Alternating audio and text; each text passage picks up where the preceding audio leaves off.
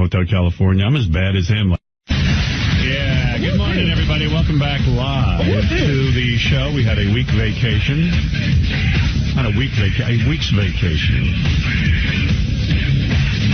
Here's a guy who says we're taking too much vacation. Well, you know, in the summer, we save our vacation for the summer. Yeah, can't we have off during the summer? No different than we did it. Vacation is too much. Yeah, I'm done trying to please everyone around here. Hey, Dearborn, what do you say? Hey, Howard, great show. Love you guys. You guys are doing a great job. But the vacations, man, we got to get some new shows. Well, actually, you've got a new show today. And then, of course, Labor Day weekend is just around the corner where we kick off all our 23,000 hours of tape. So we got a lot to listen to coming up. How was your vacation? Yeah, it was beautiful. You know, anytime you get time to chill. I was with my daughter. Oh, yeah? My 20-year-old. Oh, yeah? Yeah, we hung out a lot and talked and, you know, it was just nice. Well, that's very nice. She's a good kid. Must be nice. I got to work every day. All right, Howard, I just wanted to say... You don't ever get vacation? You have no vacation? Yeah, 2 weeks a year. What do you do? I do air conditioning, HVAC. Yeah, but you've got a lot of fun on a job like that. This is, you know, this is hard work for you. Yeah, I mean, air conditioning is all winter off. Yeah, 100 degrees on top of the roof. It's awesome. Oh, come on, that's fun. You kidding? Manual labor's the best. You go home, you feel good. It's over. Your body got to work out. Yes, it is awesome. Yeah, never complain about that job, please. We don't want to hear about it. The grueling mental anguish of radio is shameful. Much more debilitating. The devastation of radio is the day in and day out of the grind. Announcing records. And coming up with a new way to announce the same record. I know a guy in the air conditioning business. This guy gets laid every 5-year-old client. That's living. This guy gets major pussy. That is life on the edge. Yes, speaking of the old tapes, 23,000 hours worth. The Labor Day special will kick it off, and then you'll be hearing lots of different shows from the past. There's definitely going to be a Labor Day special. Yeah, yes, and lots of stuff uncensored coming up. So for anybody who feels we take too much vacation, I understand what you're saying, but we've got a lot of material that we just got our hands on. So you can feel good about that. Before specials coming up?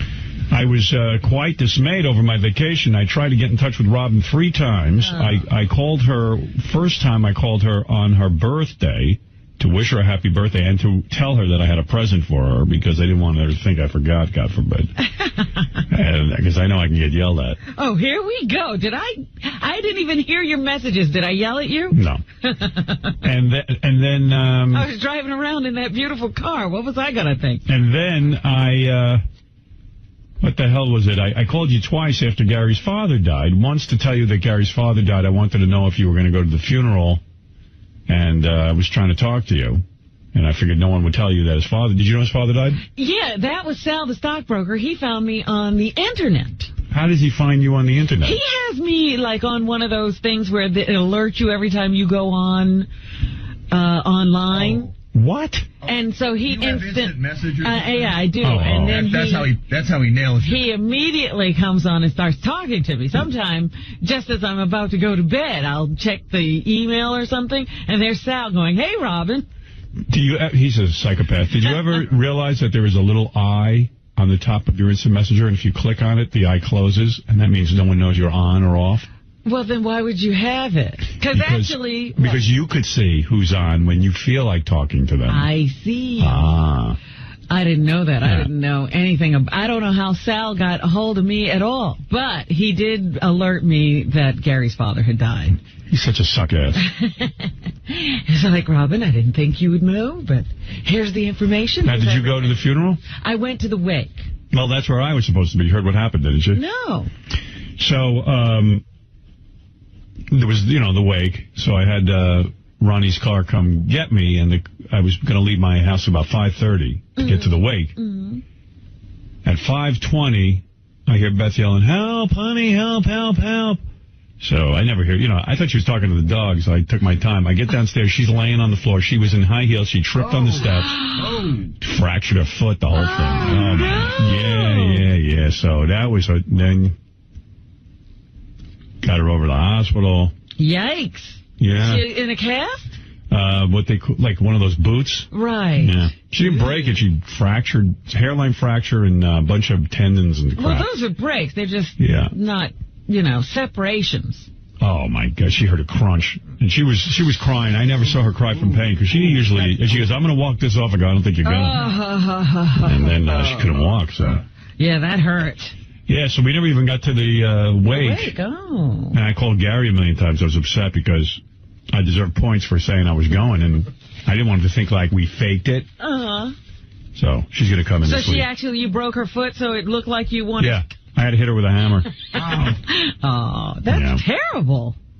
So is she laid up? Is she hobbling or what? She's on crutches, yeah. Oh, geez. Yeah, you know how that goes. Yeah. Well, remember when you were on crutches? What was that for? I broke my ankle. Yeah. Oh, that's worse. But this is pretty bad. Anything down there, because it hurts like hell. It throbs just when you're trying to relax. And it takes forever to fix. The body takes a long time in that area. Yeah, there's apparently a lot of stuff in that area. So complicated. So that was that. So we never went to Gary's father's wake. Oh. Or whatever viewing it's called, I think.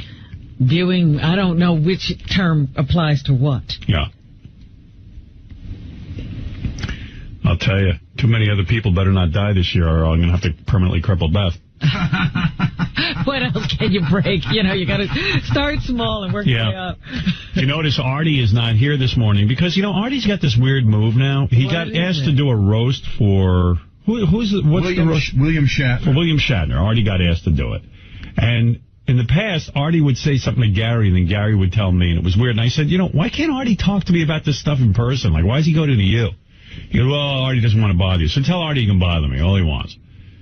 So Artie tells me on the air, we're in the middle of the show, he goes, yeah, well, I'm going to the roast for William Shatner. It's all right, though, isn't it?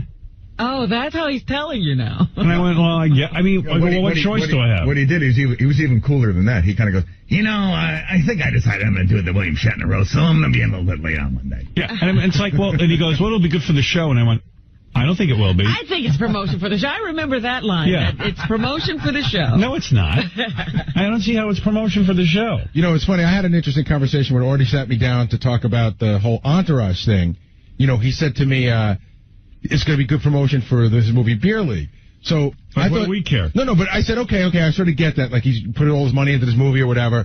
And I thought that Artie was going on as Artie Lang. He didn't put any money into the movie. Well, whatever. It's important to him. He feels, responsible. He feels responsible for it. But I thought, let's be honest before he gets here, because he's showing up later in the show. He might be in the car. Just so whatever. What are the odds? Do you think Beer League is going to make a ton of money like Artie's dreaming about? Artie cut... Here's what I've been able to cull from this whole thing. Artie cut some sort of a deal where the movie doesn't have to make a lot of money for him to make a lot of money. Oh, really? You know what I mean? Yeah. In other words, like... Yeah, because it was a $2.5 million budget. Like, I get the impression that if the movie made... Say the movie made $12 million. Right. Artie'd be in great shape. Right. Artie'd be thrilled. I hope it does. Absolutely he would be thrilled. But I think he's got a big piece of the movie.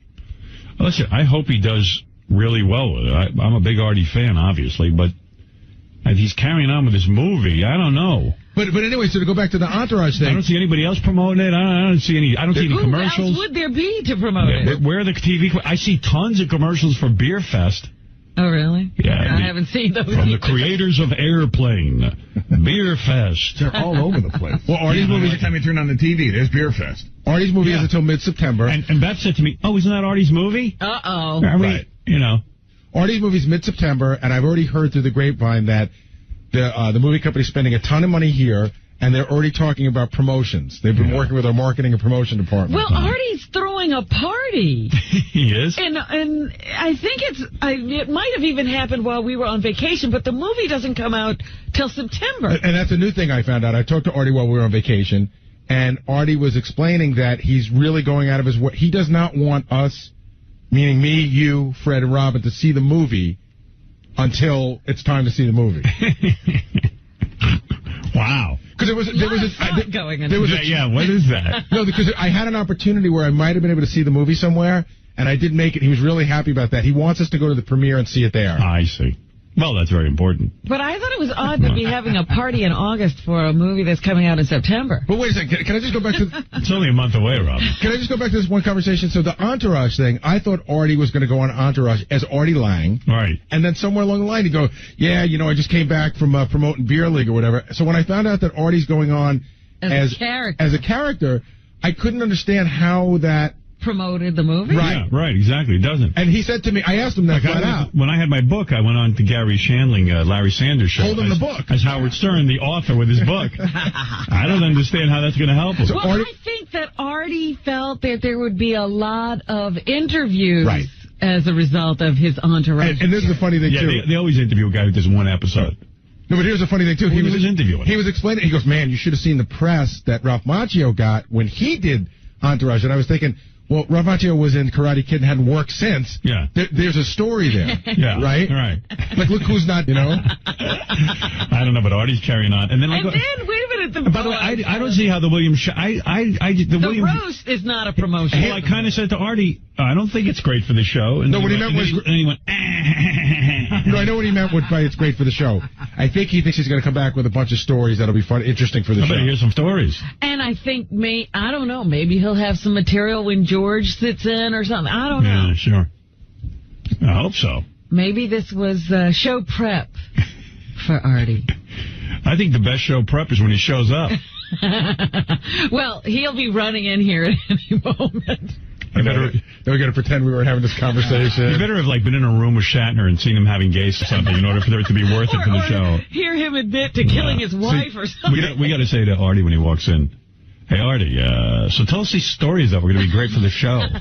See, here's where we're screwed now. What? Like, usually we just get away with this. It'd be fine. Like, Artie's going to hear this on the replay. He's going to be really pissed. I'm not. What am I saying that pisses the guy off? I didn't. Well, you're going to be right up front and say, hey, so what are the great stories that came out of the roast? I don't know. I never really feel like I get an option to say no when Artie has one of his new projects. Well, you can't because he'll have a nervous breakdown. Yeah. You know that. Yeah, he proved that. When he was shooting that movie, I said, no, you can't, I need you here. There's no time off, and forget it. It is funny. And he had a nervous breakdown. It is funny. We almost lost him completely. Oh, I can't please everyone. Well, I'm sorry. This is a job, too. We sort of gloss over that, too, and we should talk to him about it more one day, because I think when he came back, we were sort of treading lightly. Right. But I remember specifically, day 7, calling his agent, and he goes, listen, I can't get a hold of him. You know what I mean? You know what? Where was Artie? I would really love to know what was going on. I would love to know, man. But we don't dare. Yeah. It's like Fred's bag. It's something you don't talk about. But Fred's bag that he carries, his Felix the Cat bag. Here's the difference, Robin. That's personal property. Well, Artie's breakdown, is it personal? I don't know. So how you feeling with your dad dying? Weird. It's weirder than I thought I would. Things get back to me, too. Like with the day after your dad died, you ended up going to the Counting Crows concert. Actually, the day he died. No, it was, the day he died, and there was a whole bunch of, speculation. Got back to me, can you believe Gary went to the Counting Crows concert? I go, hey, what's he going to do? Wait a minute. Your dad died. Right. And you go to the Counting Crows concert? Okay, let me preface this by saying, his death wasn't a shock. You sound like everyone else, and I was like, that's perfectly normal. It's normal for me. No. To a Counting Crows concert. What was he going to do? His father died down in Florida. He had everything covered. I think I'd have been because you had a good relationship with your father. Great. I think I would have been too upset and not really care about Counting Crows. He was upset. I was really upset, and I sort of knew it was coming. And then, it happened, and I took care of a bunch of details, and there was nothing left that I could do. And also, when you're married with kids... You got to get out of that. You probably could do better thinking at a Counting Crows concert than at home. No, you know what? I just sort of had to get out. I did what I had to do.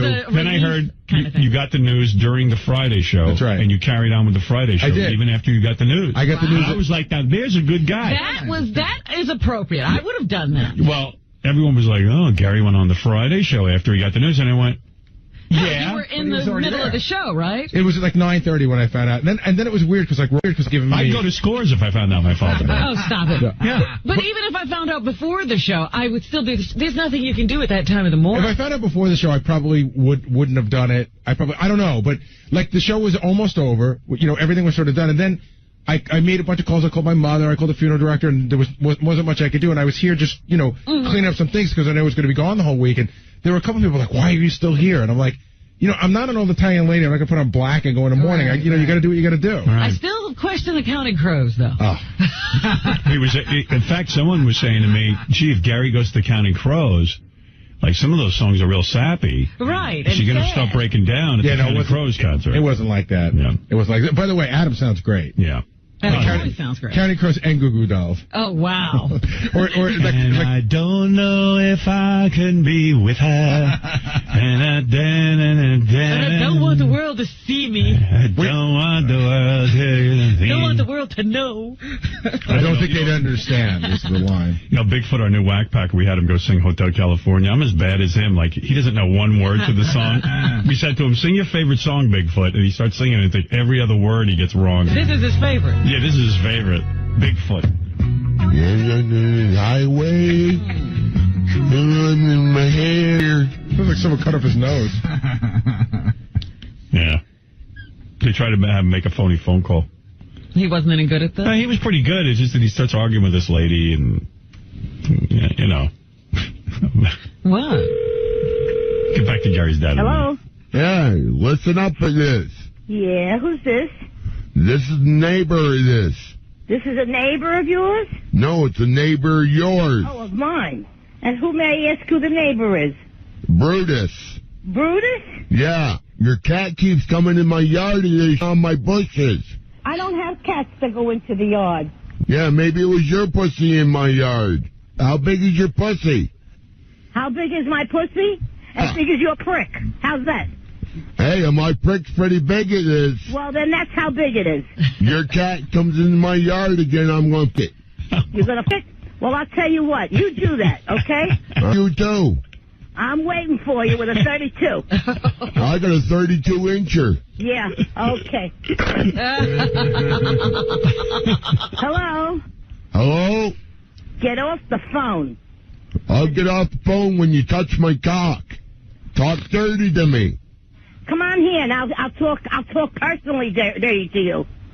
Come on, I'm waiting for you. I'm touching my balls. I'm fingering my ass thinking about you. Oh, you are? Yeah, I beat the shit out of my wife. She divorced me after that. Then I went gay for a while. So now listen, like I told you, I don't like you talk to me. You better learn how to behave yourself with your mouth. Because if you're looking for trouble, I can give it to you. I'm tough. I love when you talk that way to me at this. Listen, Brutus, I didn't make the phone call. You made it to me. Please talk dirty to me. You want me to talk dirty to you? Hold on. Brutus? Yeah? All right. Now get real close to the phone. Get as close as you can get to it. Yeah. How'd that feel? I had the phone up my ass. You cut my colon, I'm bleeding out my ass. Rub your tongue on the phone. Well, come on over. I'll show you how big mine is, I'll tell you. Dumb. I never understand why people don't just hang up. Like, why they have to... They just get involved. They have to engage in this whole process. I know. Brutus. Anyway. I love that it is, he throws into... This is your neighbor, it is. He's like a hobbit. Yeah. So, your dad, getting back to that. So people, I just can't say that everyone was judging you. I got really defensive because everyone was like, well, Gary went to the Counting Crows concert when his dad died. And I was like, well, I don't know. I don't think that's so bad. What are you supposed to do, like sit in a room? Who are you talking to, by the way? Ross. Oh. Believe me. Because he's also the one that said, what are you still doing? I know who you're talking to. Yeah. But you know what? Ross is my conduit to you. My dad was in Florida, and he had to be flown up here. Ross was worried he'd start crying at the Counting Crows concert. He was because he was going to be there. You make the concert a big mess. Yeah, like you're going to ruin it for everyone. It was like, animals start singing, round here. Actually, one of the few songs they didn't do. It was Round Here? Really? Thank goodness. You would have fallen apart. Exactly. I heard Adam was really good concert, but he talked a lot. Oh, did he? He is chatty. Yeah. He's chatty like Springsteen, but he ain't Springsteen. Really? Yeah, What the hell is he talking about? Every song, what's really funny? Every song's been written for a girl. So every song you think is either for Jennifer Aniston or Courtney Cox. And he goes, like, this is a song I wrote for a girl. When I first got famous, I went on tour, and you realize that if you leave somebody in your mind, they're frozen in time for a year, but they're going on with their life. And when I got back, she dumped me. And I was like, dude, the song. Yeah. Time we're running out. My father died. It's almost songs that he doesn't have to talk. It's almost time for the funeral. And like at one point, I go to Mary. I go, oh, this is a long December, no doubt. And then he played some song I never heard. Yeah. So your mom and everyone flew up. And my brother and their whole family. Your brother, a whole gang. A lot going on, huh? Yeah. Are you going to tell that story about... Yeah. My mom said it was cool to tell. Oh, wow, what's going on? Well, Gary's mom and dad didn't get along real well.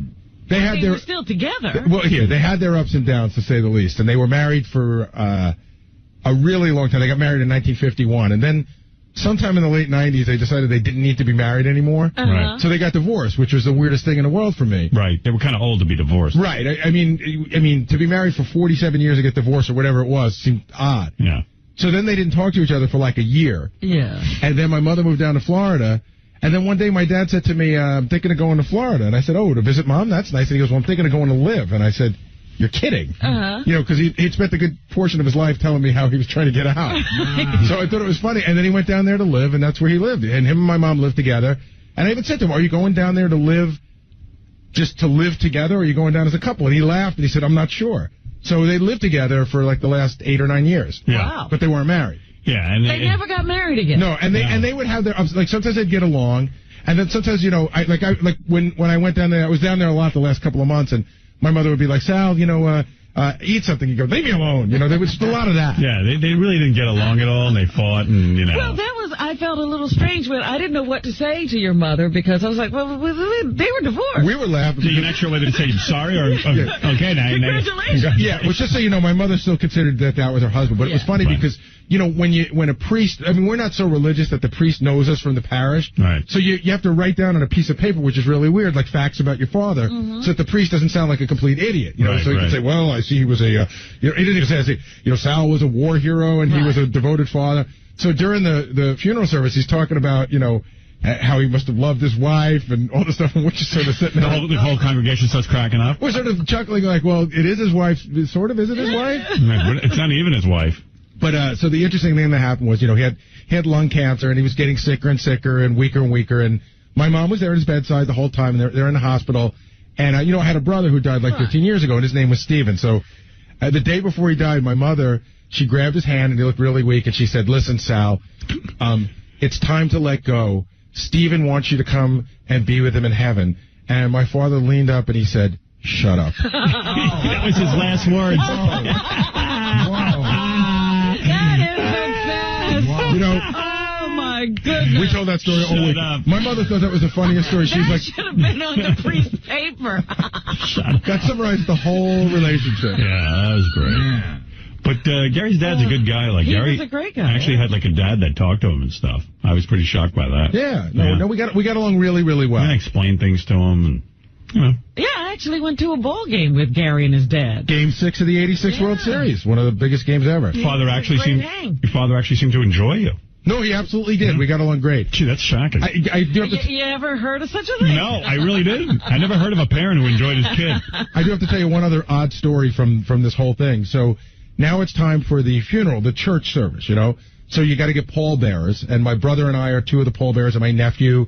So I am now wheeling my father's coffin up the aisle of this church, which is a very emotional time and everything.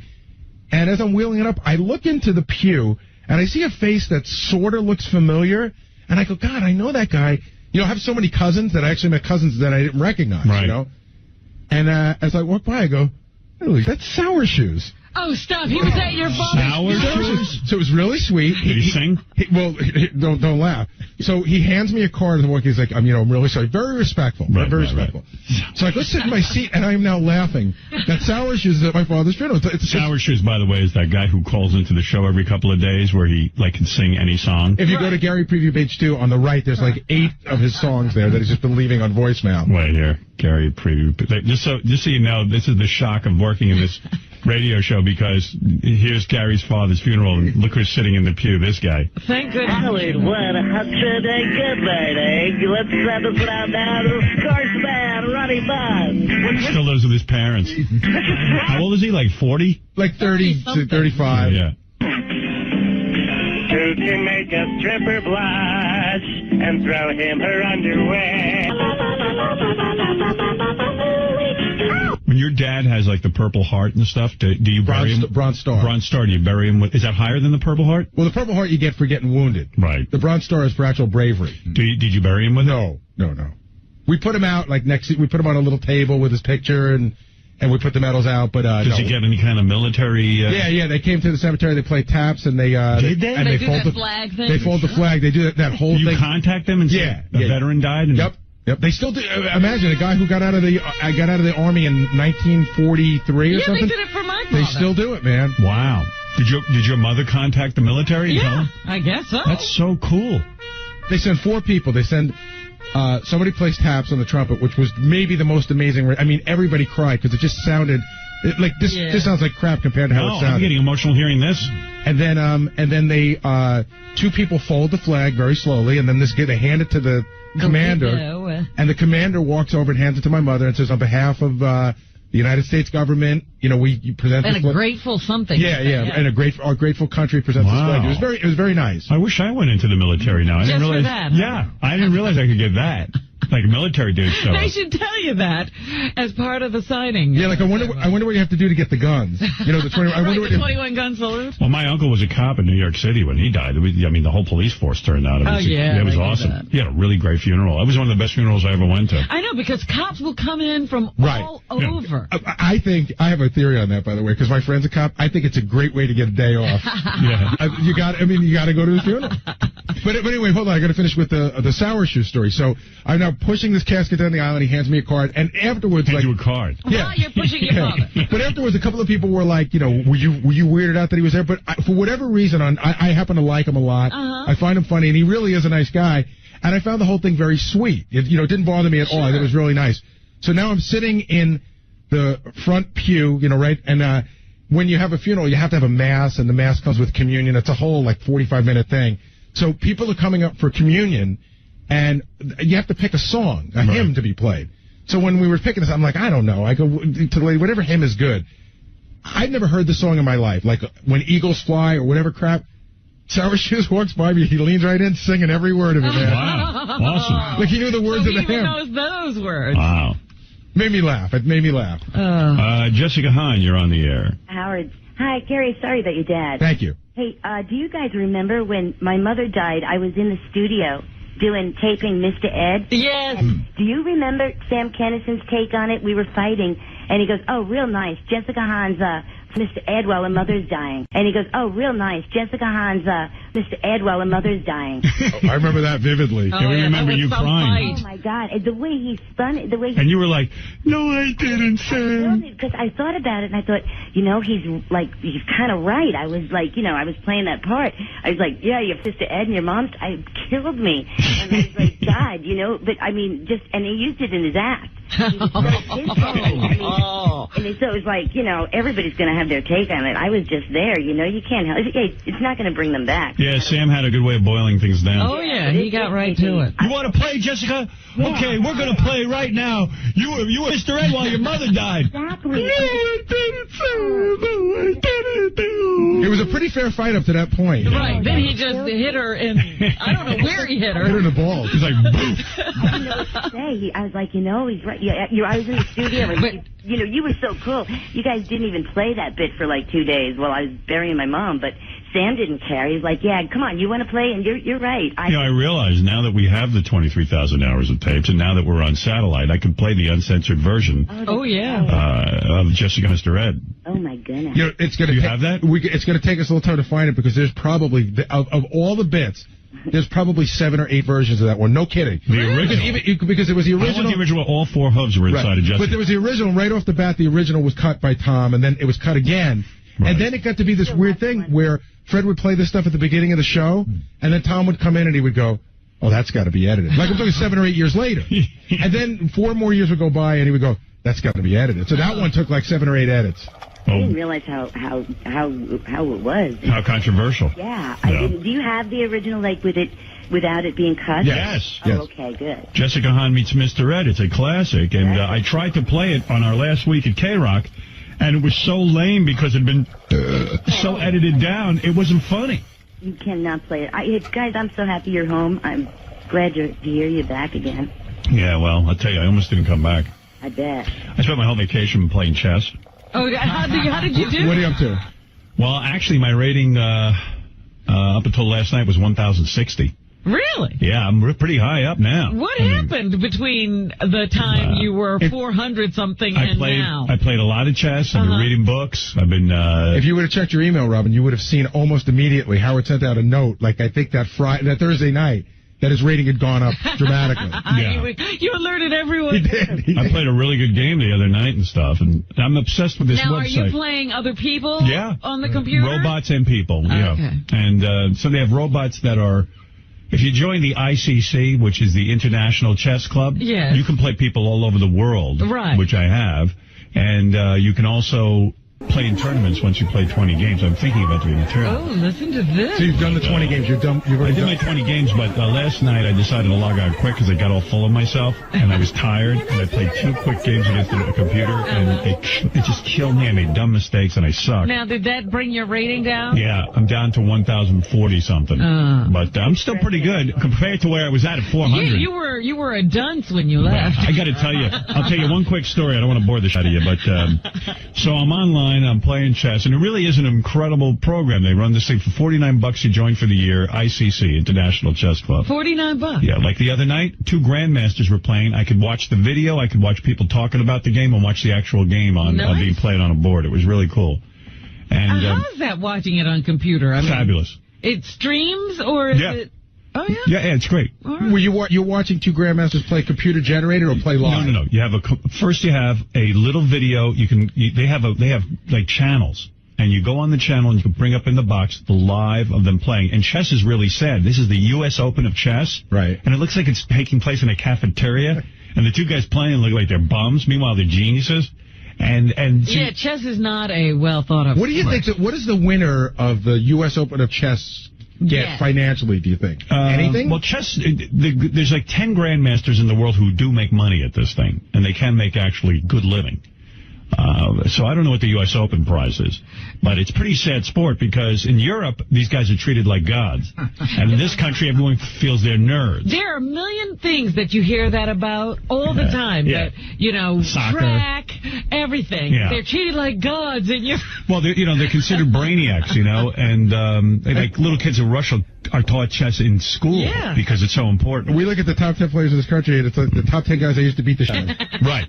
So now in this country, you're laughed at if you played chess, and you're an uber nerd, But meanwhile, I'm online and I'm playing a game against a guy, and this was like my 7th or 8th game. And this guy was so good, he ripped me a new... I mean, he beat the crap out of me. Where was he? Probably in prison. I don't know. But anyway, so afterwards I decided to chat with him. And I said, good game, you're really, really good. He goes, thanks. I said, tell me how long you've been playing, because if you write down 3 weeks, I'm going to shoot myself. So he writes back, and he says, I'm 9 years old. Yeah, 9 years old. Was he American, or was he from another... I don't know. Another world. He was 9 years old. But that's all he knew, probably, He's been playing it. What does Howard know? He knows. 9 years old. The 9-year-old knows more. Well, you're at Noble. He's still playing. That's the problem. And I've been taking kind of like some lessons with a guy, who knows his stuff. And I said, that guy's kidding, right? He goes, oh, probably not. Right, there are plenty of kids who could beat you. Yeah. So I sent the kid a photo of Beth. And I said, you know what? You might be 9 years old, and you might be meeting me in chess, but I'll tell you what, look at my girlfriend in a bathing suit, you little... let's see what he does with that. You didn't do So why don't you go beat off to my girlfriend, all right? You're going to get arrested. You keep on with this 9-year-old. 9-year-old. I was shocked. The kid goes, I'm 9 years old. I was so stunned. You didn't kill yourself. No, I had to call my friend and go, I really need to talk to you. I don't want to play anymore. A 9-year-old beat me. You're so hard on yourself. Kids, it's like when you're raised with tech, computers and stuff. Well, I played a guy the other night. I was almost like a grandmaster. You should have seen what I did. How long had he been playing? Yeah, and he was rated higher than me. He was in the 1100 range, and I kicked his ass. His name was Gary the Reader. Yeah, well, I'm ready to play High Pitch Eric now. Beetlejuice. Yeah, you sure? Anyway, so I'm reading all these books, Complete Idiot's Guide to Chess. I'm reading books on it. And everything. Complete Idiot's Guide to Chess. Is that good? Yeah, and then I go on last night. And I just made all dumb mistakes, and I suck. That's because you were rushing. And yeah, you were stressed probably about going to bed and stuff. Yeah, I don't know. It's very frustrating. But as concentration. As my instructor said, he said to me, you know, it's like golf and stuff. Guys pick up golf and they want to be great at it. He goes, you got to practice years and years before you get good at a game. You're like me with tennis. I picked up the racket. I wanted to be... Right. Like Yannick Noah. Yeah, and I sucked. Right. Yeah, but you can drive a boat, Robin. You want to be... Well, we're wondering about that. You want to be John McEnroe in an hour. Yeah. I want to pick up the tennis racket and just know how to play tennis. I want it to come naturally to me. Yeah, like what I expected is this guy would start helping me, and he'd go, you know what, you're naturally brilliant at this. Wow, it's amazing that you never took this up the floor. Evidently, I'm one of the worst. You could have gone pro. Yeah, I'm really bad, but I'm really obsessed with it. For some reason, I don't know. That's good. It's a good break for your head. No, it's not. I shake when I play. My titties and everything starts shaking. And Beth said, you look like you're a madman. My arm starts to shake. You get nervous? I get nervous, and I get cold, and I start to freak out. Now, the game that I won the other night, that was the first time I didn't get nervous. And my instructor said that you're gaining some confidence. Yeah, it would pass. He says you're just a little too wrapped up in this. Now, what's the over/under for you, even Howard, on how long you'll play? I think it could have stopped last night. But like the way you're talking now, like this is you would think this is his life. a lifelong passion. Like you'll be playing into your 80s. I'll tell you why I can't last. Do you want to know why I can't last? Why? Because my personality is so up that now I want to quit my job and I only want to concentrate on playing chess till I get really good. I can't integrate a hobby into my life. Right. It's either all or nothing at all. It's all or nothing. Now, what happened to the fishing? Did you do that? That's got to be over with. I'm into chess now. I'm too busy with the chess. And even Beth said, well, you're busy with the chess every minute. I go, that's it. That's the way it's going to be now until I burn out, but it'll happen. See, I love your honesty about this because, like, if Jeff Goldblum was doing the same thing, he'd be on the Leno show and he'd be telling that he's rated 1,000 and the audience would be applauding, and then before you'd be reading that he's like a big chess guy. Right. By the way, 1,000 is nothing to crow about. No, I know, but nobody knows that. 490 was like retarded. I had to go up. And then they said after 20 games you'll know your rating, and after 20 games I was at 1,060. Like, I think... terrible. No, it's not horrible. No, not terrible. We were joking that by Christmas, you're going to be looking at around 30 or 40 different chess sets piled up in your house and be annoyed by all of them. That'll be his Christmas present from everyone. I already started shopping for an antique chess set. And everybody will give him books. Yeah. Hey, speaking of gifts, for your birthday, Robin, I got you a little something from Mr. Ralph Lauren. Oh. Courtesy of myself and Beth. Why, thank you. We actually went shopping for you. It was Robin shopping day. And if you don't like it, there's like a thing you can return it. Here you go again. Well, it's true. It might not be your taste. Robin's birthday was on the 8th of August. Birthday, Robin. Oh, thank you very much. Let's see what I got. A heavy box. It looks very impressive. I almost didn't get you anything because I felt the car should have been covering your birthday. Absolutely, for several years. I realized I made a mistake. I should give you the car on your birthday. Yeah, you shot your load. I shot my load. Everything will pale in comparison. Yeah, I know. This might pale in comparison, so... You might have to give her a brownstone. Sweet card. Forget the gift. All right, give it back. Give it to Gary. On second thought. See if you like it. I think this is very you. It's funny. I was driving the car yesterday, and a big fan happened to run into me in a store. Yeah. And he was telling me how much he loved Sirius. You know, it was great because it was a fan who actually had Sirius. Right. And he was telling me how much he loved the show now, and it's really great, and are you guys loving it? And then he walked outside, and he saw the card, and he goes, boy, and he gave you a great card, too. Right, I did. No one will ever call me cheap. Oh, my goodness, this is beautiful. See, look at that. Once again, a home run. Wow. Tell us. It's a beautiful turquoise necklace, and it's natural turquoise. It's nice. Absolutely gorgeous, Howard.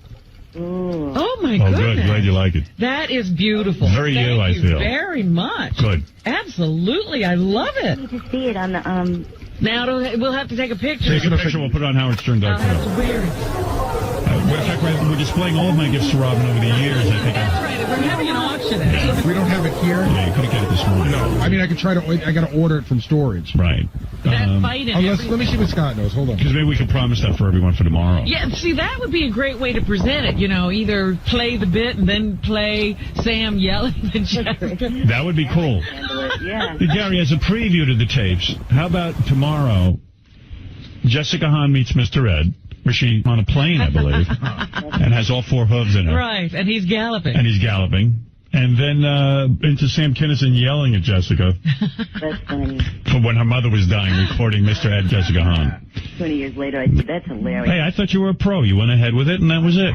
Well, I'd do anything for the show. I know. I barely remember, but the sounds of it, my God, I was pretty brave back God, I remember going to L.A., and Jessica was so great to the show. She would, I'd bring a bunch of guys up into a room, and she'd get naked for them. Oh, yeah, remember, that was almost one of the reasons for going to L.A. You could have another Jessica Hahn fashion show. I'd call her up, I'd go, Jessica, can you come over and give a bunch of cop buddies and stuff from L.A. A lingerie show, we'd call it, so it didn't sound dirty. Mary cut out the sides of a shirt one day. I remember. I didn't even know. I'm walking around the room. So Jessica would come up. She'd say, give me 10 minutes. She'd be over at the Four Seasons Hotel. I'd have about 20 guys piled in a room. And she'd have a bunch of stuff with her. The whole wardrobe I'd wheel in. She'd wheel in the wardrobe, and I'd say, Jessica, do you mind doing this private lingerie show? She goes, absolutely not. So Gary and I got to sit in the room. From shoes up, stockings, shoes. And you would pick the outfits, right? Gary and I sat in a separate room from the guys. A bathroom?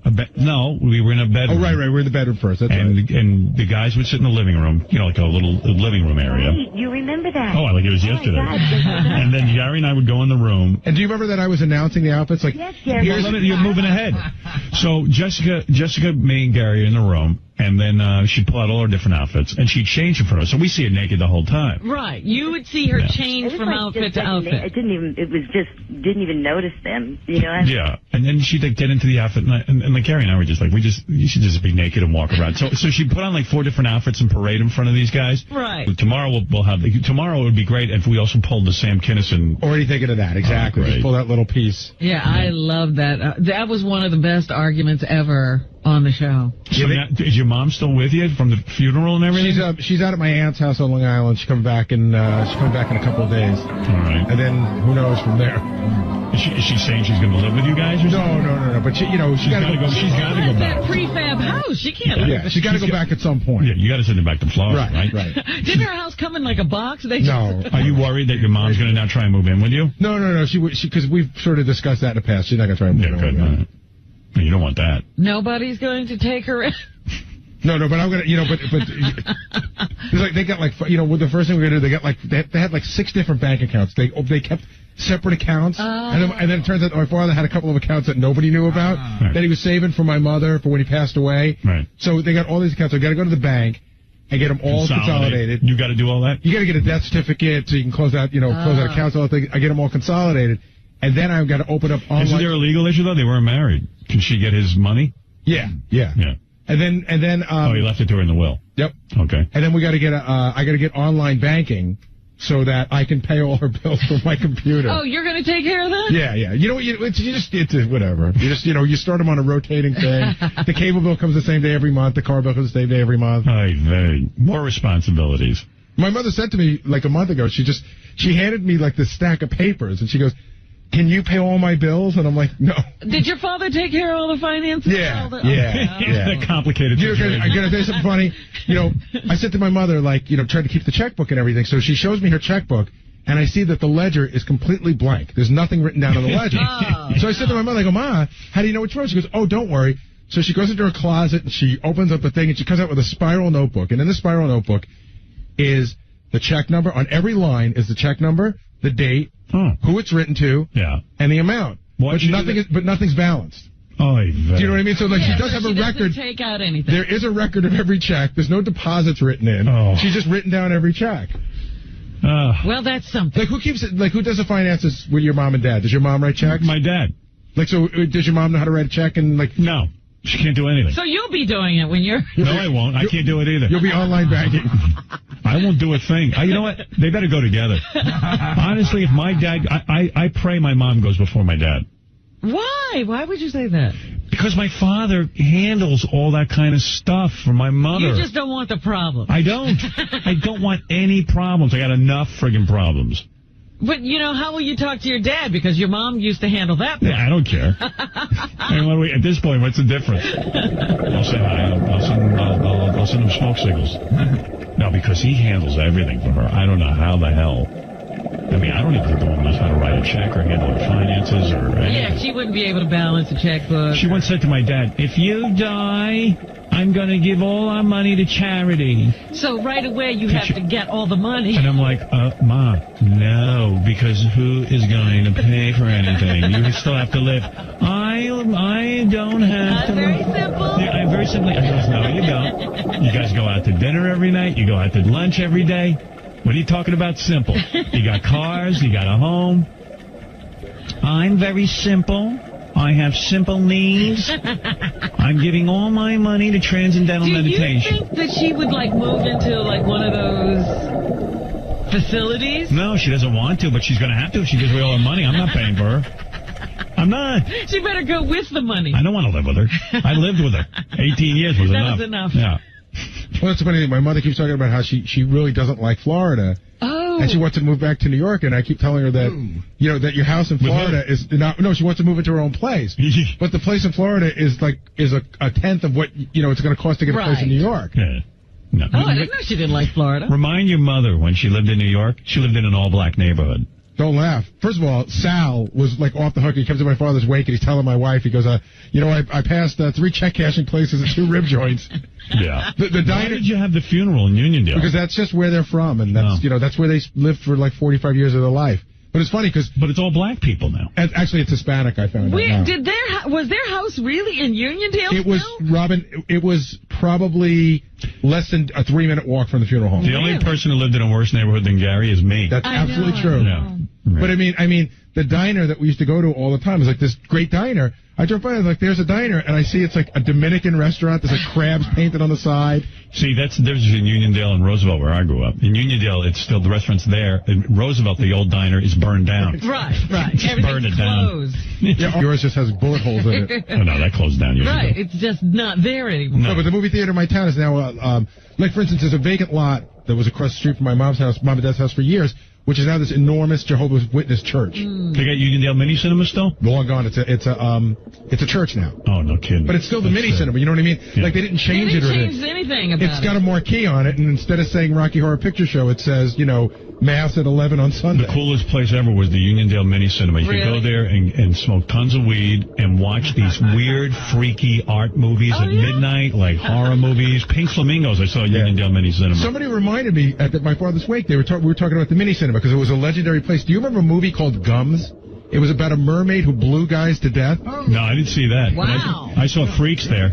Freaks, Rocky Horror Picture Show, Rock and Roll High School, Pelvis, a hip comedy, all these really odd movies. All those John Waters. A mermaid who blows guys to death? Yeah. I would love to see that. It was called Gums. Let's get a screening of that. Wow. Why don't we start our own little mini cinema? Revival. Our fans would go to that. But they showed all those John Waters movies, including the one in Odorama where you had to scratch and sniff. I saw that at Uniondale Mini Cinema. Great. It was all potted up. But I can never figure out, like, I always wondered, like, the entire world knew that you could go there to get high, and how come they never got busted? I don't know, but I used to smoke weed right there.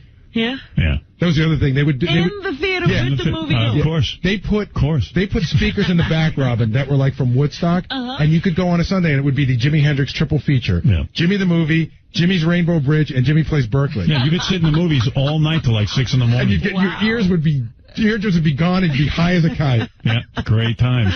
Good times. Great place. But really, when you're 14, where else could you go to get high? Yeah. Hey, in honor of... Well, you're not supposed to. In honor of Gary's father, I'd like to play a song, actually. Let me see if I can find it. Nah, I don't think I have it. Preview page 1, I think it's in the bottom right. Oh, yeah. You know what I'm thinking about. Yeah. All right, for your dad, all right? Okay.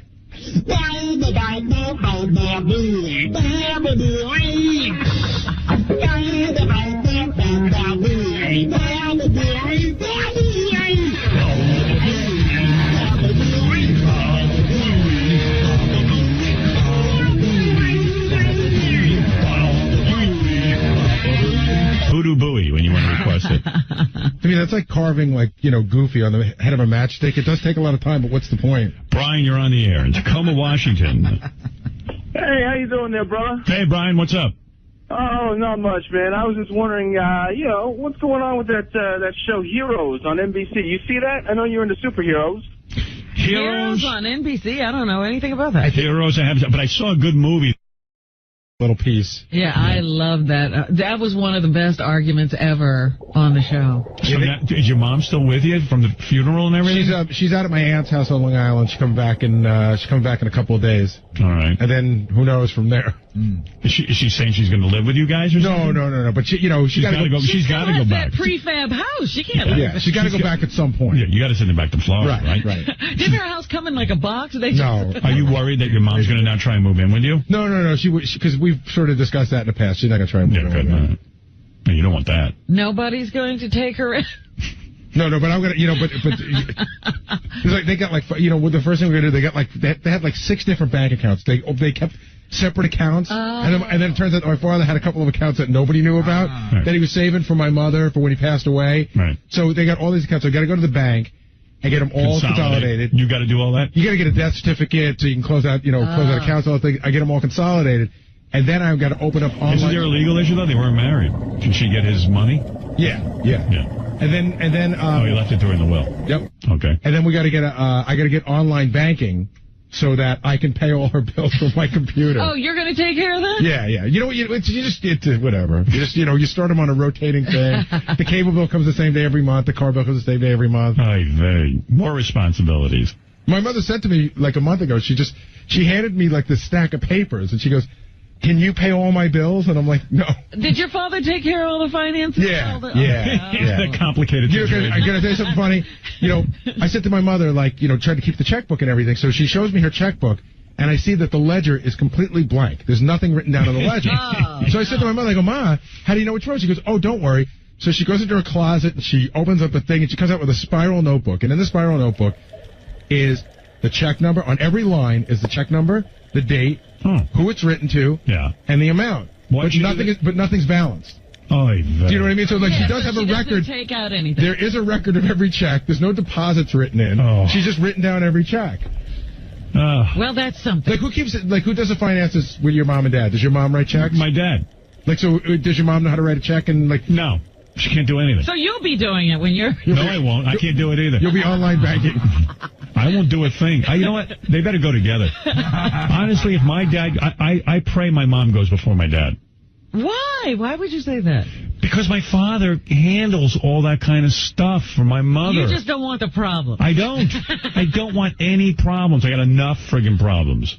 But, how will you talk to your dad? Because your mom used to handle that part. Yeah, I don't care. At this point, what's the difference? I'll say hi. I'll send him smoke signals. No, because he handles everything for her. I don't know how the hell. I don't even think the woman knows how to write a check or handle her finances or anything. Yeah, she wouldn't be able to balance a checkbook. She once said to my dad, "If you die, I'm going to give all our money to charity." So right away you have to get all the money. And I'm like, Ma, no, because who is going to pay for anything? You still have to live. I don't have to. I'm very simple. Yeah, I'm very simple. I goes, no, you don't. You guys go out to dinner every night. You go out to lunch every day. What are you talking about simple? You got cars. You got a home. I'm very simple. I have simple needs. I'm giving all my money to transcendental meditation. Do you think that she would, move into, one of those facilities? No, she doesn't want to, but she's going to have to if she gives away all her money. I'm not paying for her. I'm not. She better go with the money. I don't want to live with her.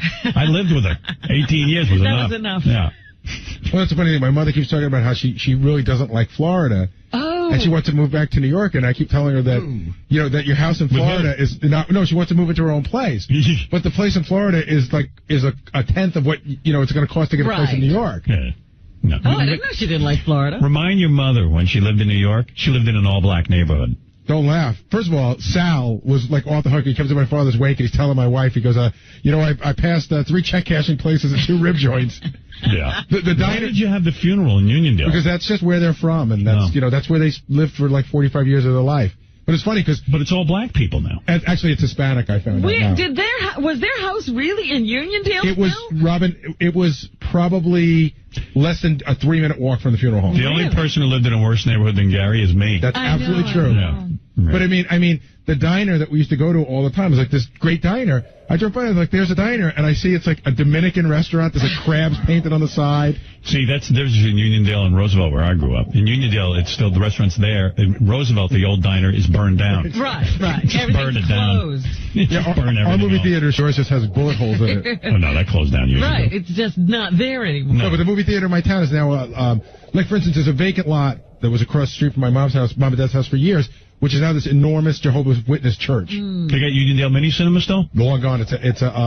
It's a church now. Oh, no kidding. But it's still the mini cinema, you know what I mean? Yeah. Like, they didn't change it or anything. They didn't change anything about it. It's got a marquee on it, and instead of saying Rocky Horror Picture Show, it says, you know, Mass at 11 on Sunday. The coolest place ever was the Uniondale Mini Cinema. You could go there and smoke tons of weed and watch these weird, freaky art movies at midnight, like horror movies. Pink Flamingos, I saw at Uniondale Mini Cinema. Somebody reminded me at my father's wake, we were talking about the mini cinema because it was a legendary place. Do you remember a movie called Gums?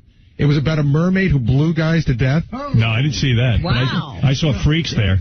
Freaks, Rocky Horror Picture Show, Rock and Roll High School. Yeah.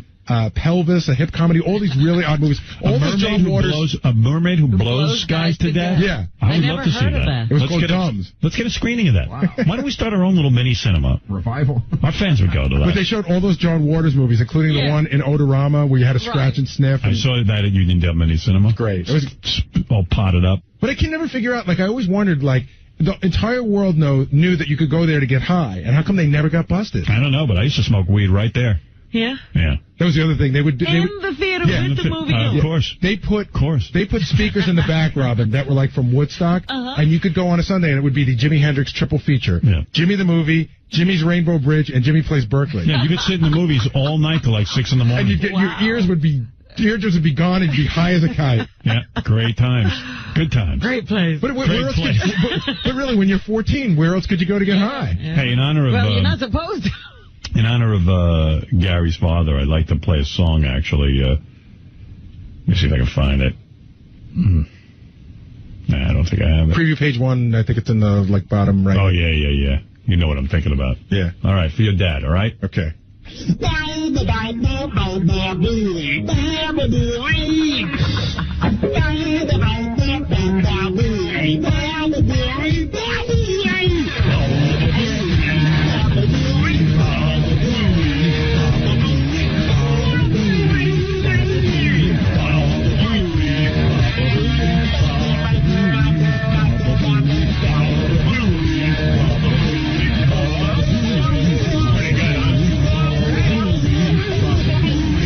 Voodoo Buoy when you want to request it.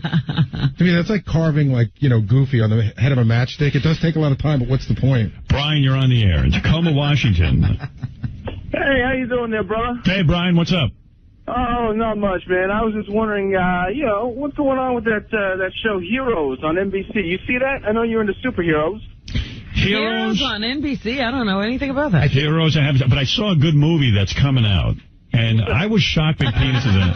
Howard. Yeah. Howard. Who was that in the background? Hey, Robin, my Mike Nelson amphibious nigger, baby. Is that you? When am I going to come over there and step with that brown eye? What the hell's he talking about? He's doing the guy who calls in. Doing Hate Man. Yeah. Yeah. Bobo, you're on the air. Bobo, I haven't spoken to you in a while. Gary, tell me about your father, man. Thank you. Listen, Howard, I picked up the Hamptons magazine. I was out in the Hamptons last week, and you did it with you and Beth, huh? Nice picture. You mean the cover she did? Yeah, she looked good. Yeah, that was good. I saw that somewhere. Yeah, I thought that was her best cover. Yeah? She's done some good ones. Or something. What, Bobo? You were in the Star Room or something? Yeah, well, yeah. I'm not a real big fan of going to these places, but I did it for Beth. They had a cover party for her, so I showed up, and everyone said I looked real miserable. Because, you know what they said? They said Howard Stern and a beautiful partner, Beth Ostrowski, a stunning model and budding actress. This tall, lanky blonde is a perfect counterpart to the still boyish-looking, mop-headed Howard. Oh, good. Boyish. Yeah, what the hell are they doing? Oh, that's good. I like that boyish-looking mop head. But that's Hamptons Magazine. They got to say nice stuff about me. But you know what? I got to tell you, remember the captain on my boat? Yeah. When I had the party? Yeah. He said to me the other day, I was saying something about you, and I said, yeah, and I gave him a party for his 52nd birthday. And he goes, Howard's 52? I look like I'm 30. And he did. He said, awesome. I thought he was about 35. Yeah, I'm awesome. I'm awesome. Forget about it. People don't understand how good I look. You know what? When you see these pictures of me, it's really not accurate. That's not you. If you could only see me in person, you would see how hot I am. Oh, I thought you'd appreciate that. He really, literally was blown away. And I took off 8 pounds this vacation. Did you do what? I completely cut out food. It really works. You know what he's talking about? Yeah. No, not about that. They're closed. Everything's He's closed. a weatherman, not a traffic They're man. closed. That's why I suggest you... What are you talking about high winds? Just forget about if the bridges are closed. They're closed. Yeah, you can't go on the bridge no matter what. Right now, but I'm saying at I don't know if they're noontime, going to open it. At noontime, when the pressure gradient relaxes... So what am I supposed to do? Stand by and wait to see if I'm going? Yeah, I mean... So do I keep Ronnie here all day? What do I do? I said... The winds will relax this afternoon, so I don't think I think the bridges will reopen. But how will I be?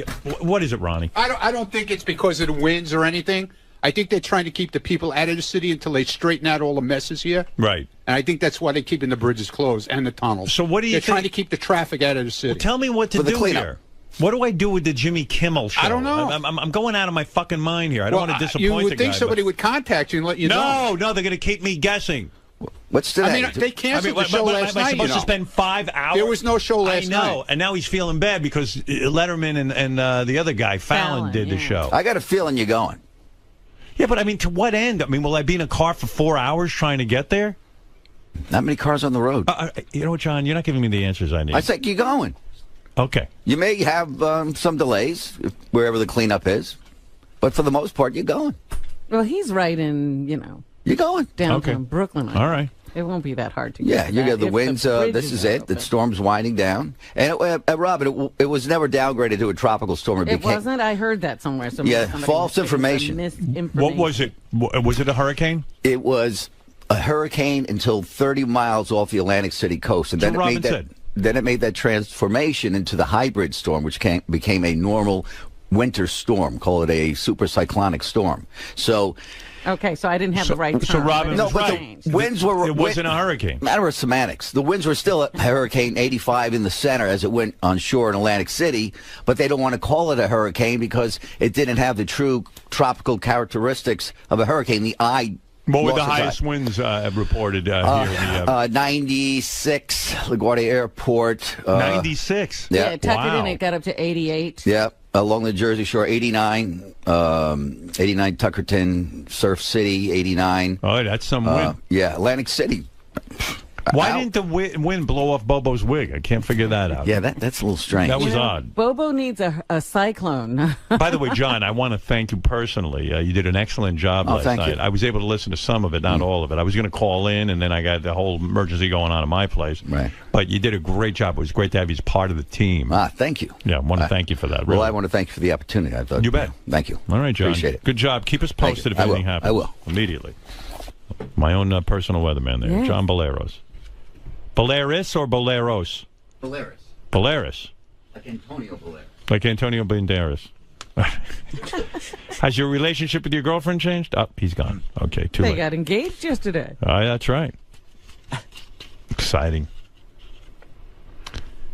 All right, well, I got to take a break again. So we still don't know what the day will bring. No, and it's just get out of the city. And then what if you get there and he's like doing a no audience thing? Would that? Well, bother I don't know. No, I prefer it. Oh, okay. He needs a fucking audience. I mean, honestly, who needs it?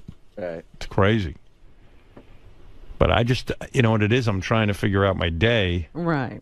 And I just don't want to try to get there and spend 3 hours in a car trying to get there because out of some guilt. Normally, I'd say, look, I can't get to your Brooklyn. Ay. You heard what happened to DePace today? Yeah, he's trapped in his car because he's trying to because there's only one way in. Yeah, that's what I'm talking about. I really don't want to spend my evening doing that. I do have to work myself in the morning. I wish can you call Jimmy, please, and just give me an answer on what they're doing. Who are you talking to? Have JD. You, Robin. Hello? You know what it is? Jimmy came all the way from California. He's all excited to do a show, but unfortunately, I live in Manhattan. I don't know how the hell I'm going to get there. He came at the worst time. Yeah, and I don't want to be that guy who doesn't show up for him, but... What are you supposed to do? It's out of your control. I don't know. I'm sure somehow it'll be like, well, he could have gotten here, you know. I mean, I don't know how to get there. Even the helipads were flooded. Yeah. And maybe by tonight it'll be fine, but how do I know? I mean, how can I predict that? And they don't tape at night, right? They're taping in the afternoon, right? Yeah, they're taping at 6 o'clock. Oh. But I have to get there. They want you there by 3 or something, right? No. No? No, I was going to leave the city at 4:30 and get over there by 5:30, you know. It could very well, everything could have changed by noon today. Yeah. Well, I'll just stand on alert all day. Well, you got yourself into this. Yeah, I sure did. Well, yeah, I did. You're right. Did anybody ever get a hold of Jimmy? Steve, weren't you supposed to do that? What happened? I talked to Jimmy. Right. He's on hold back there. Obviously, we can't put him up. But he says they're planning on doing a show if you're doing the show. You can't put him up? I mean, I just called him from the regular phone and talked to him. What the fuck? So he's saying you they're can't still... get him on the air. We can try to right now. The guys are getting the wrap up ready. I thought you wanted me to talk to him. That's what I did. No, Steve. Yeah. When I say I want you to call him, it means I want to talk to him. Okay, hold on. Not that I want you to talk. I'll get him up. 1 second. Okay. Oh shit, Steve's out of it, man. He doesn't understand you at all. Oh, now I like I'm in charge of Jimmy's show. You are calling the shots. I mean, calling the shots. I can't get to Brooklyn. This is once again back to you. What is your mechanism for? Right. I mean, it's a nightmare. This Sandy. Fucking mechanisms. Oh my God. For doing Jimmy's show. Yeah. And whether you'll be there or not. Listen, I just agreed to do Jimmy's show. I didn't know there was going to be a major hurricane and that the blocking off all the bridges to Brooklyn. It's too much for me. Jimmy's got to let me off the hook. It's just a talk show. And then you call him. It's his show. He says, well, if you'll come, we'll do a show. It's up to me to come. It's up to me to do my show from here. All my guests canceled. I did the show. I'll get a hold of Jimmy. All right.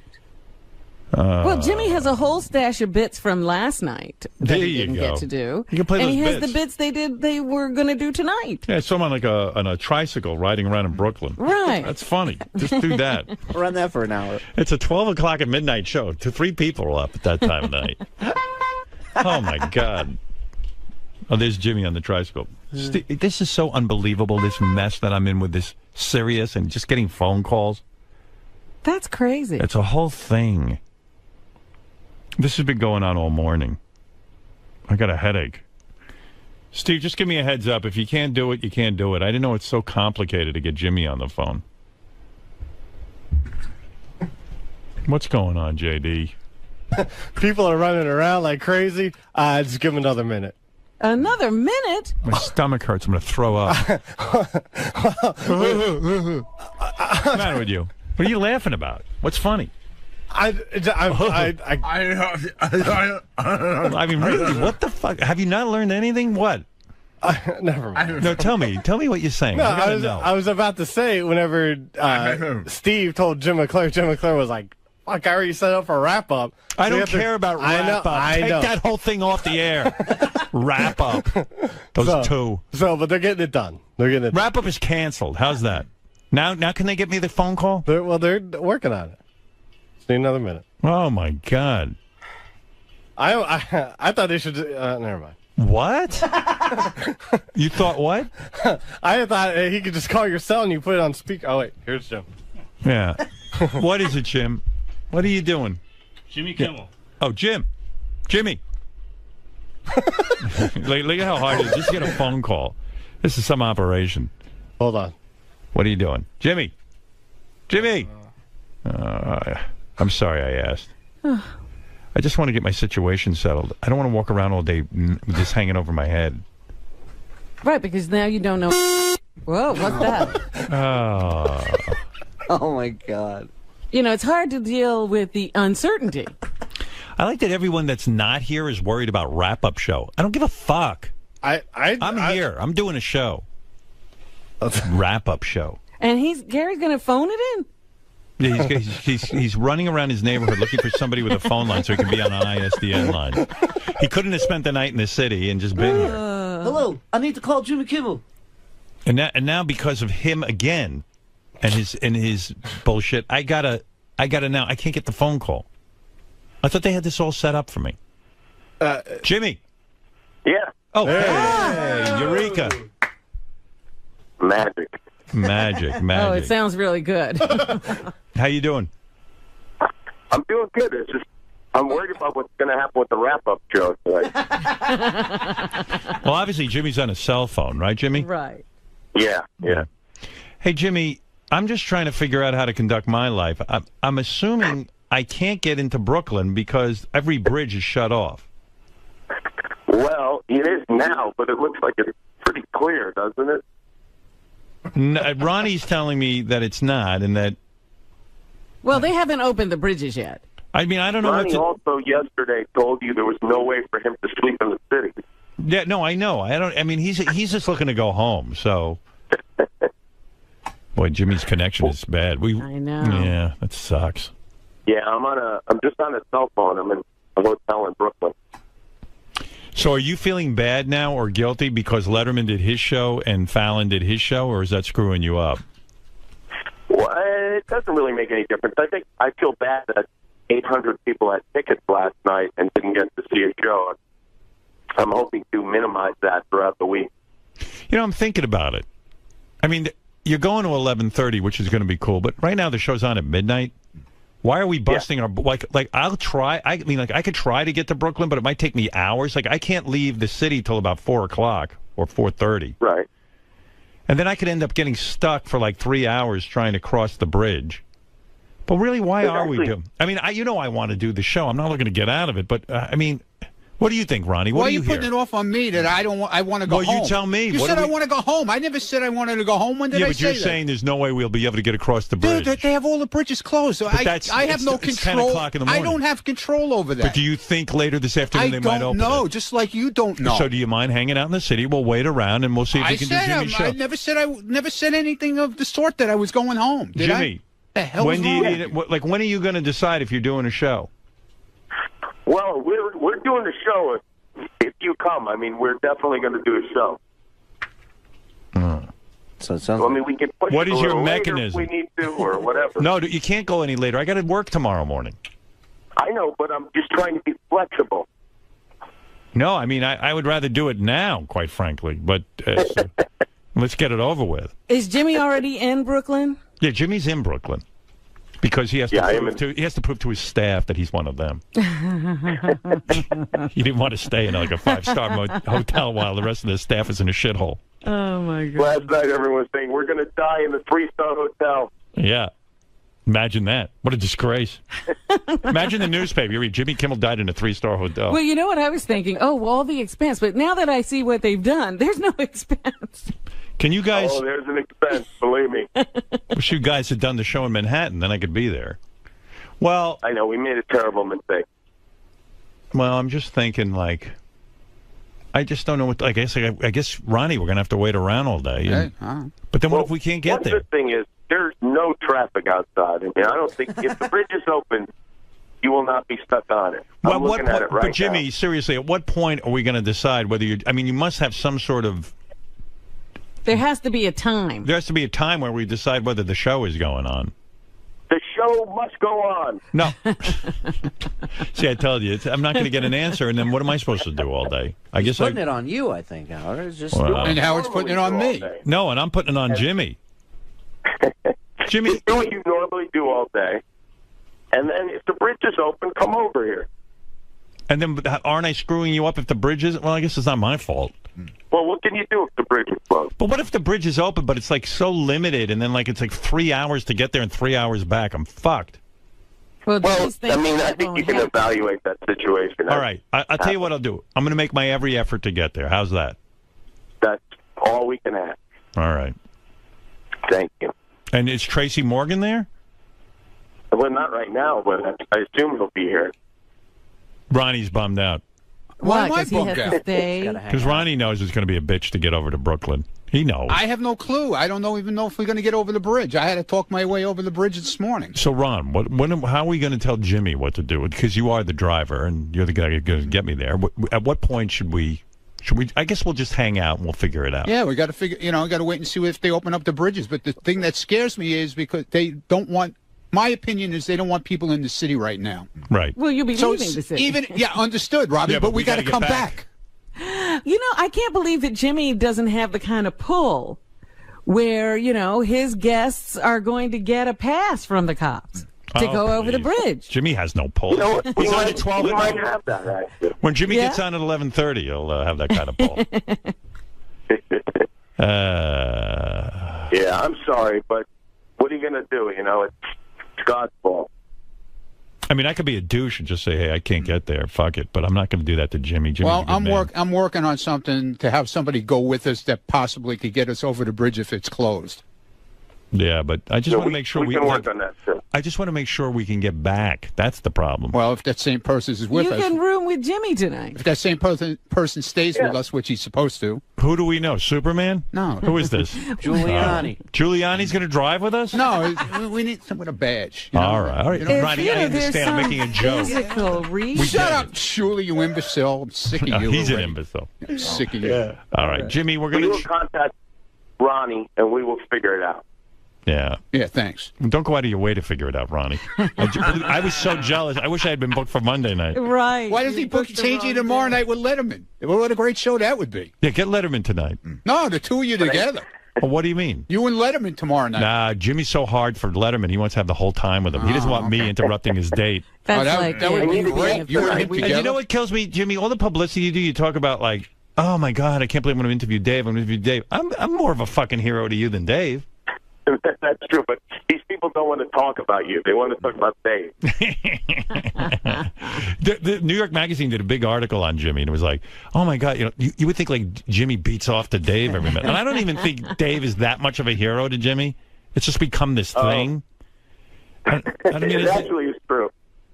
yeah, but I mean, it's a little much. I mean, I know Jimmy worships me way more than Letterman. There's only one hero tonight, and that is Howard Stern for coming over the bridge. And meanwhile, I was supposed to be on Wednesday night, which would have been a lot easier for me, but he bumped me for Letterman and put me on Tuesday. Oh, well, how was that? Because of, Letterman wanted Wednesday. I mean, That's it's not so nice. It's painful. That's not exactly what happened. How long are you going to interview Letterman for? Like the whole show? No, not the whole show. Yeah. Who's on with Letterman? Who's the guest? I don't know. Maybe Kelly Ripa, maybe the band. Oh, it's Halloween, Vampire Weekend. I think we're doing a comedy bit. Right, that's what the billing was, that you've got some Vampire Weekend. What is and that? David Letterman. Oh, really? Yeah, it's a band, yeah. Yeah, but it sounds like Jimmy's reserved the whole show for Letterman. It's going to be like 60 minutes. It's gonna be in-depth in-depth. We're doing 2 segments with Dave.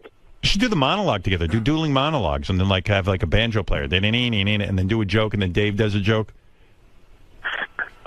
Listen, if you come tonight, we'll do anything you want. Well, I'm going to do my best to get there. How's that? And because believe me, I would have canceled, but Jimmy's my friend, so I'll do it.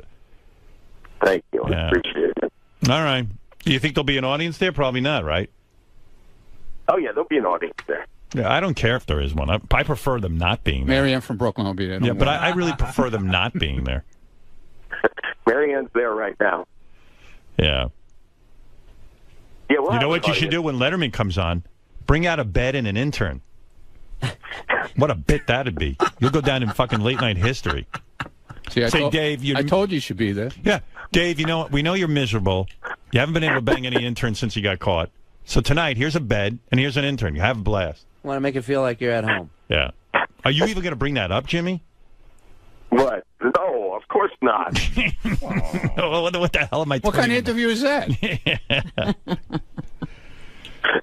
I watched Jimmy last week. He had Axl Rose on his show. He was Yeah. great. I thought Jimmy did a great job with Axl Rose. I He think made Axel him was supposed to interesting. call in here, but he never did.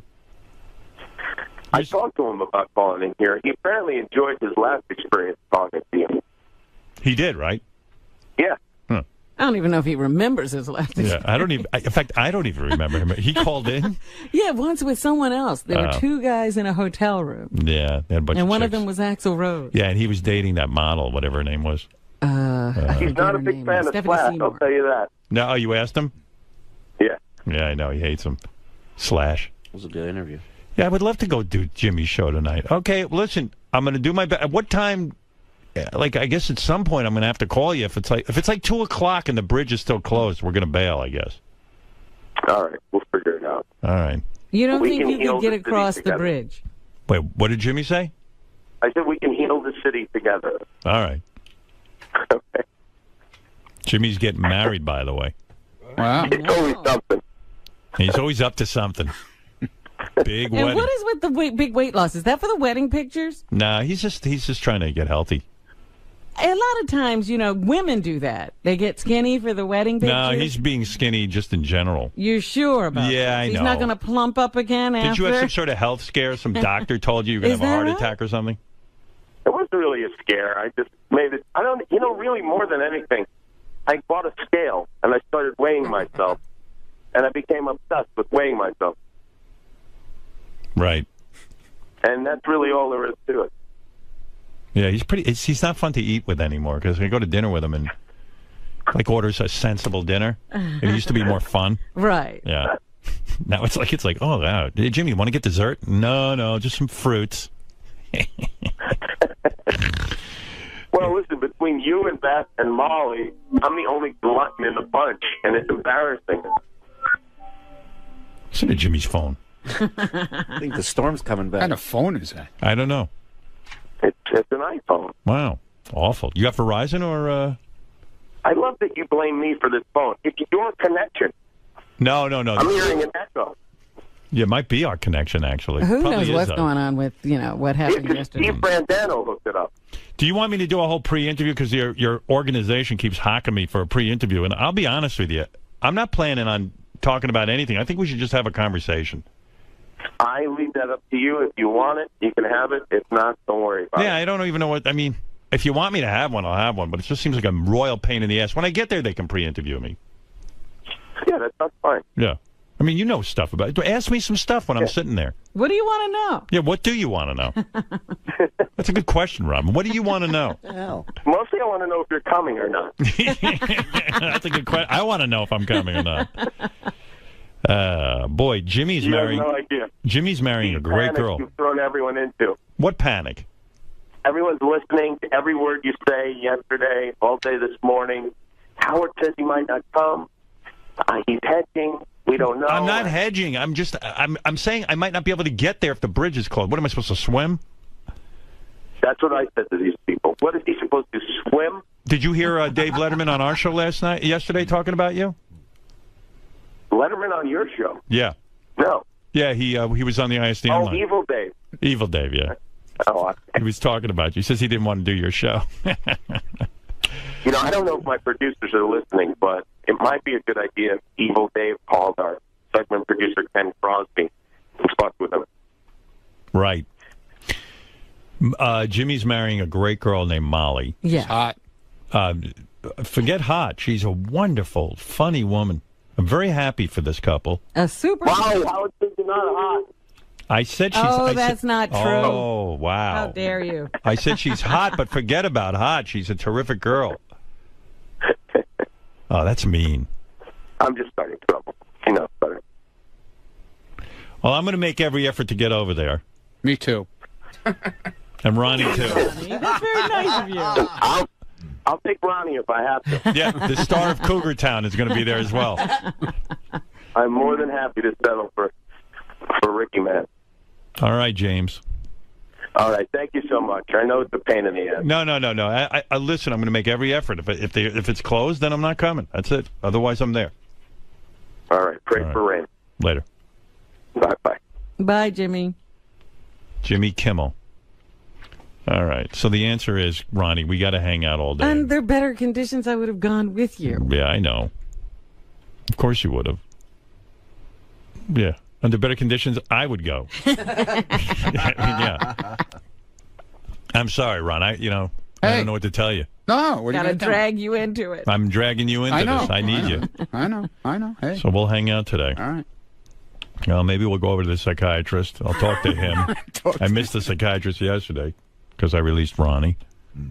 No way else. And does the psychiatrist understand a weather interruption? I don't know. We'll take that up today. He gets depressed. He gets mad at you. He does. When he gets mad. Yeah. Thinks I'm not working hard enough in my therapy. All right, Rambo. All right,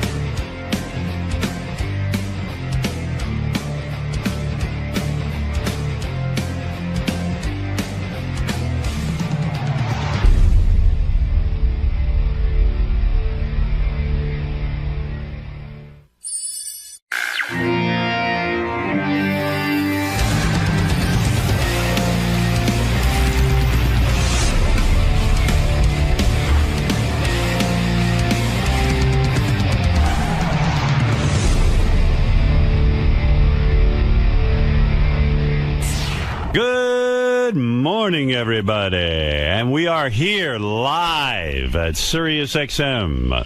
Well, some of us are. Shuli is here. Benji is here. Robin is here. Fred is here. Yes, these are the guys. These are the guys you want to go to war with. No, there are other guys here. J.D. Harmeyer is here. Jim McClure is here. Who else is here? Steve Brandano is here, who has just been promoted to executive producer.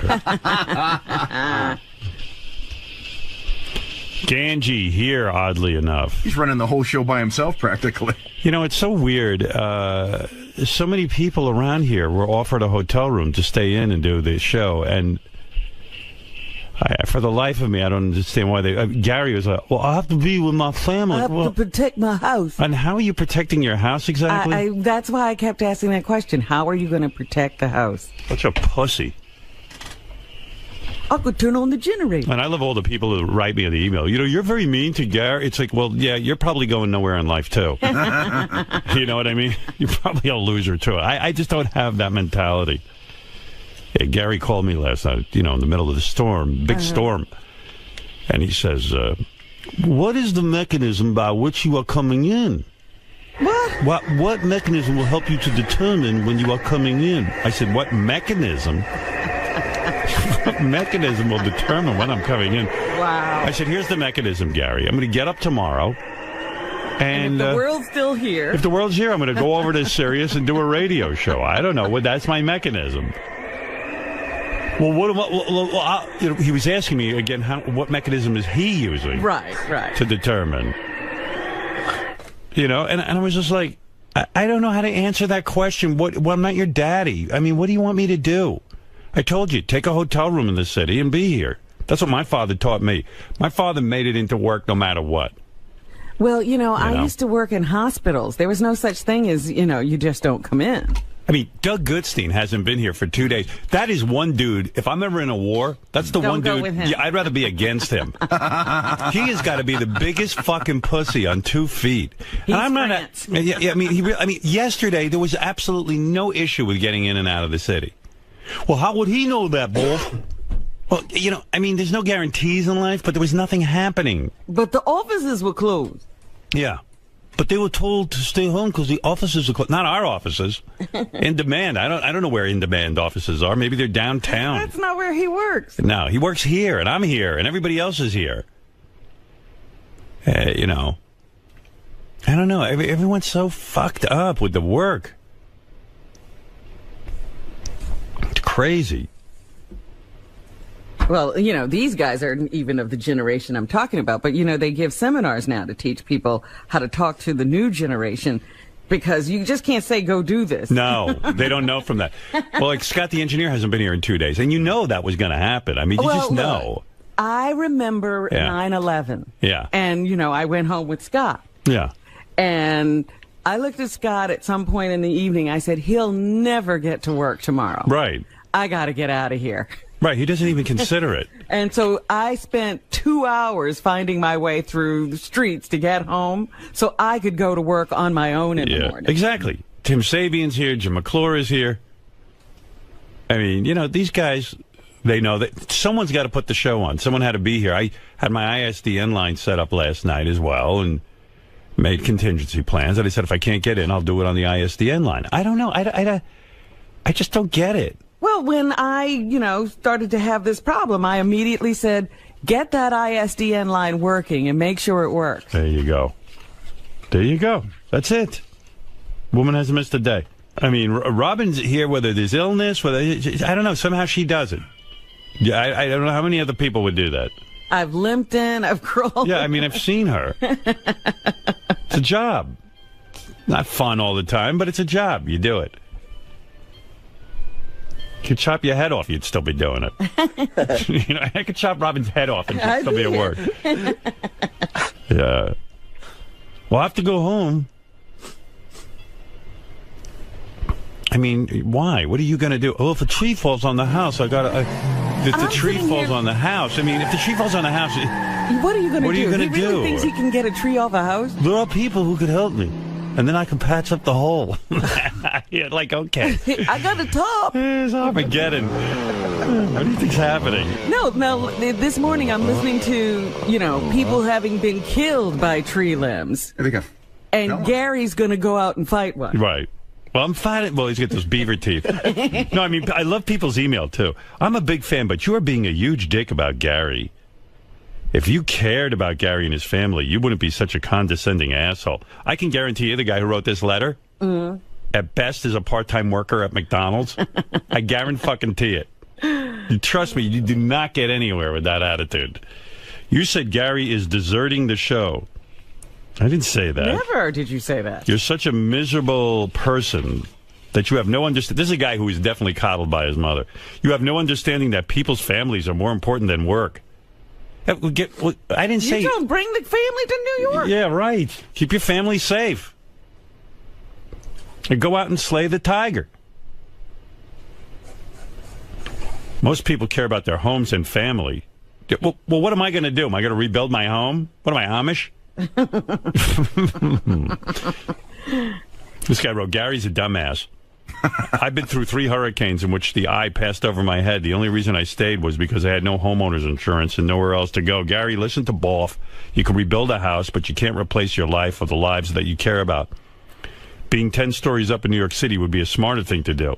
Yeah, I said, if you care about your family, get Mary and Lucas in here and put them in a hotel, which we're providing for you. And forget the house. Yeah, and the house will be fine. Well, this guy obviously gets it. Gary, don't fall for Howard's nonsense. Yeah, when the boss is a bad man. Right. Can I depend on you? Howard's an asshole. There are millions of listeners who can't wait until Beth leaves him. Oh. That day is coming. God. Yeah, some guy on Twitter wrote, I hope Beth dies in the storm, and I hope your parents die in the storm. Those are your fans. Yeah, those are my fans. People are so... Then I looked up the guy who wrote that, and he's up on some sort of charges or something. I don't know if it's the same guy. Shock. Yeah, I said, let me look up this guy, see what he's up to. That's the guy that's got Gary's back. Yeah. And Gary kept making a big thing about somebody being at my house. Nobody was at my house. Oh, Gary went off on me yesterday. He attacked me. Yeah, I heard that. It's funny to me. I haven't earned the right to goof on In the wrap-up Gary. show, he attacked you? Yeah. Basically, he was saying, I haven't earned the right to goof on him. And I'm arrogant.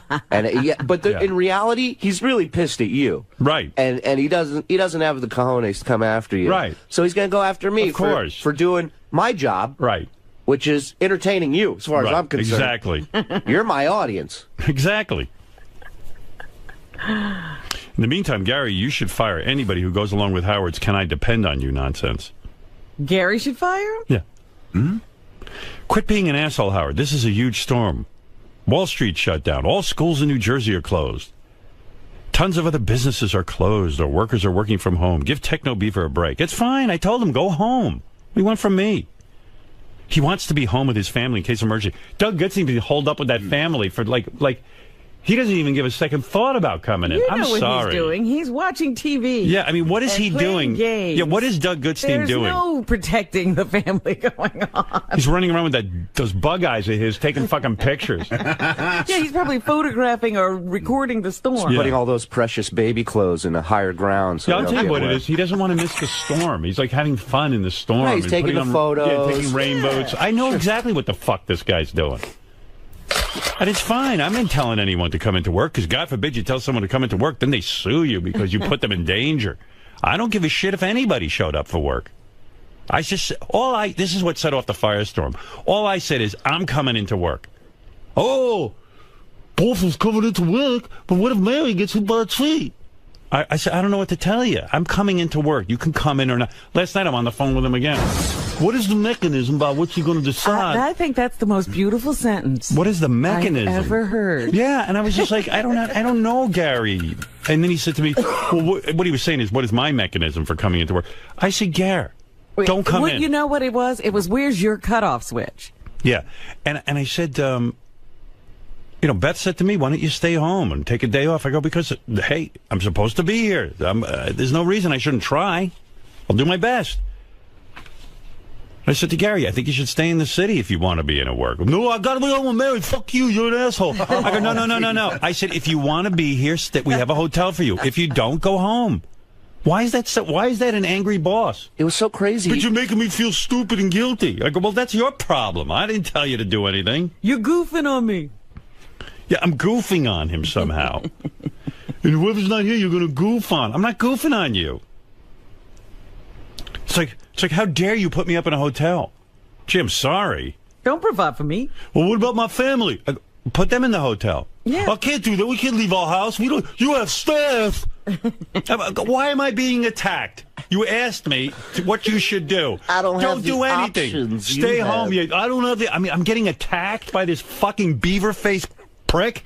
I could turn on the sump pump. Yeah, I mean, what do you want from me? I got enough problems. I got to get myself to work. Well, then last night he goes, I'm going to tell you who. I'm in the middle of my whole fucking alarm system is going off my apartment because it's a piece of shit, which I'm having ripped out. Oh, dear. Yeah, and there's water coming in through the window, and I'm sitting there. God. And then Gary calls and goes, Wolf, I'm going to give you a briefing on who will definitely be there tomorrow. I go, I don't care. Well, Steve Brandano, JD. I go, Gary. I can tell you who won't be there. I don't care. He goes, what do you mean you don't care? I go, I don't. If they're there, they're there. I hope they'll be there. If they're not, it's okay. Release yourself from guilt. By the way, I'm not mad that the guy didn't show up. I just want him to leave me alone. But look at all you had going on. Yeah, You were protecting your apartment. I'm protecting my apartment. You have staff. I didn't see any staff. It was me and Beth. You're all alone when that alarm was going on, right? Yeah. You have staff. I go, okay, I have staff. I want to know where my staff is right now. I don't have a butler. Yeah, well, neither do I, fucknut. Well, I'm staff. Boy, if his anger didn't come out. I'm the angry one. In about 2 seconds, too. Oh, my God. And it was like he presented. But he was yelling it at me too, and he was like, "Somebody's at your house. Nobody was at my house." I don't know. You know what? Robin's got some problems. I don't hear her bitching once. She doesn't ever ask me what she should do. It was like a bunch of kids that were waiting for the school to cancel. Yeah. Right. And the school just wouldn't cancel. Yeah, right. And he was upset. And that's exactly it. Yeah, and they just got pissed off. What does it take to make it stop? I mean, I don't know what he wanted from me. This is category 1. Oh, my God. Here's and as I predicted, it's bad. You know, there's people with power. By the way, where does Gary... By the way, today. Of course you could. Where does Gary live? Gary was without power before the storm even came. I know. I mean, it was like, what? You should move. Maybe that's the answer. Where the fuck do you live in like where? Guam? Gary goes, uh-oh, we just lost power. My power was like 9 o'clock in the morning. It was 9 o'clock Monday morning. Yeah, and it hadn't started raining. Nothing. Yeah, like my mother called me. And she had lost power. It's unbelievable, my mother. She lost power? Them in the dark. Well, I was calling, and I knew they must have lost power because the phone was ringing over and over again. And I know they're home. Right. Where else are they going? So I got them. I wanted to get them a cell phone. They won't get one. But when I bought them their car, I got them a cell phone in there. So they run out to the car. They get the cell phone, and my mother, God bless her, it's probably the oldest, shittiest cell phone because she won't get a new one. She won't allow me to get a new one. She wouldn't know how to work it. And then she gets on. She's like, "Hello, Howard." When she's on the cell phone, she can't even believe it works. Yeah, she's like acting like it's a tin can with a string. I go, "Yes, Mom." And then I lower my voice. "Yes, Mom." Howard, was that you who called? Oh, dear. Yes, it was me, Mom. We thought so. We don't have the power. Your father and I don't have any power. I said, I could hear her out the window. She didn't need a phone. Yeah, I go, Mom, they won't get a phone. They won't get anything. They won't get a TiVo. At a point like that, don't they realize it would be so convenient to have a cell phone? The phone is working. It only rings downstairs. We can't hear it. You have to let it ring. I go, okay, why don't you give me your cell phone number so I can call you?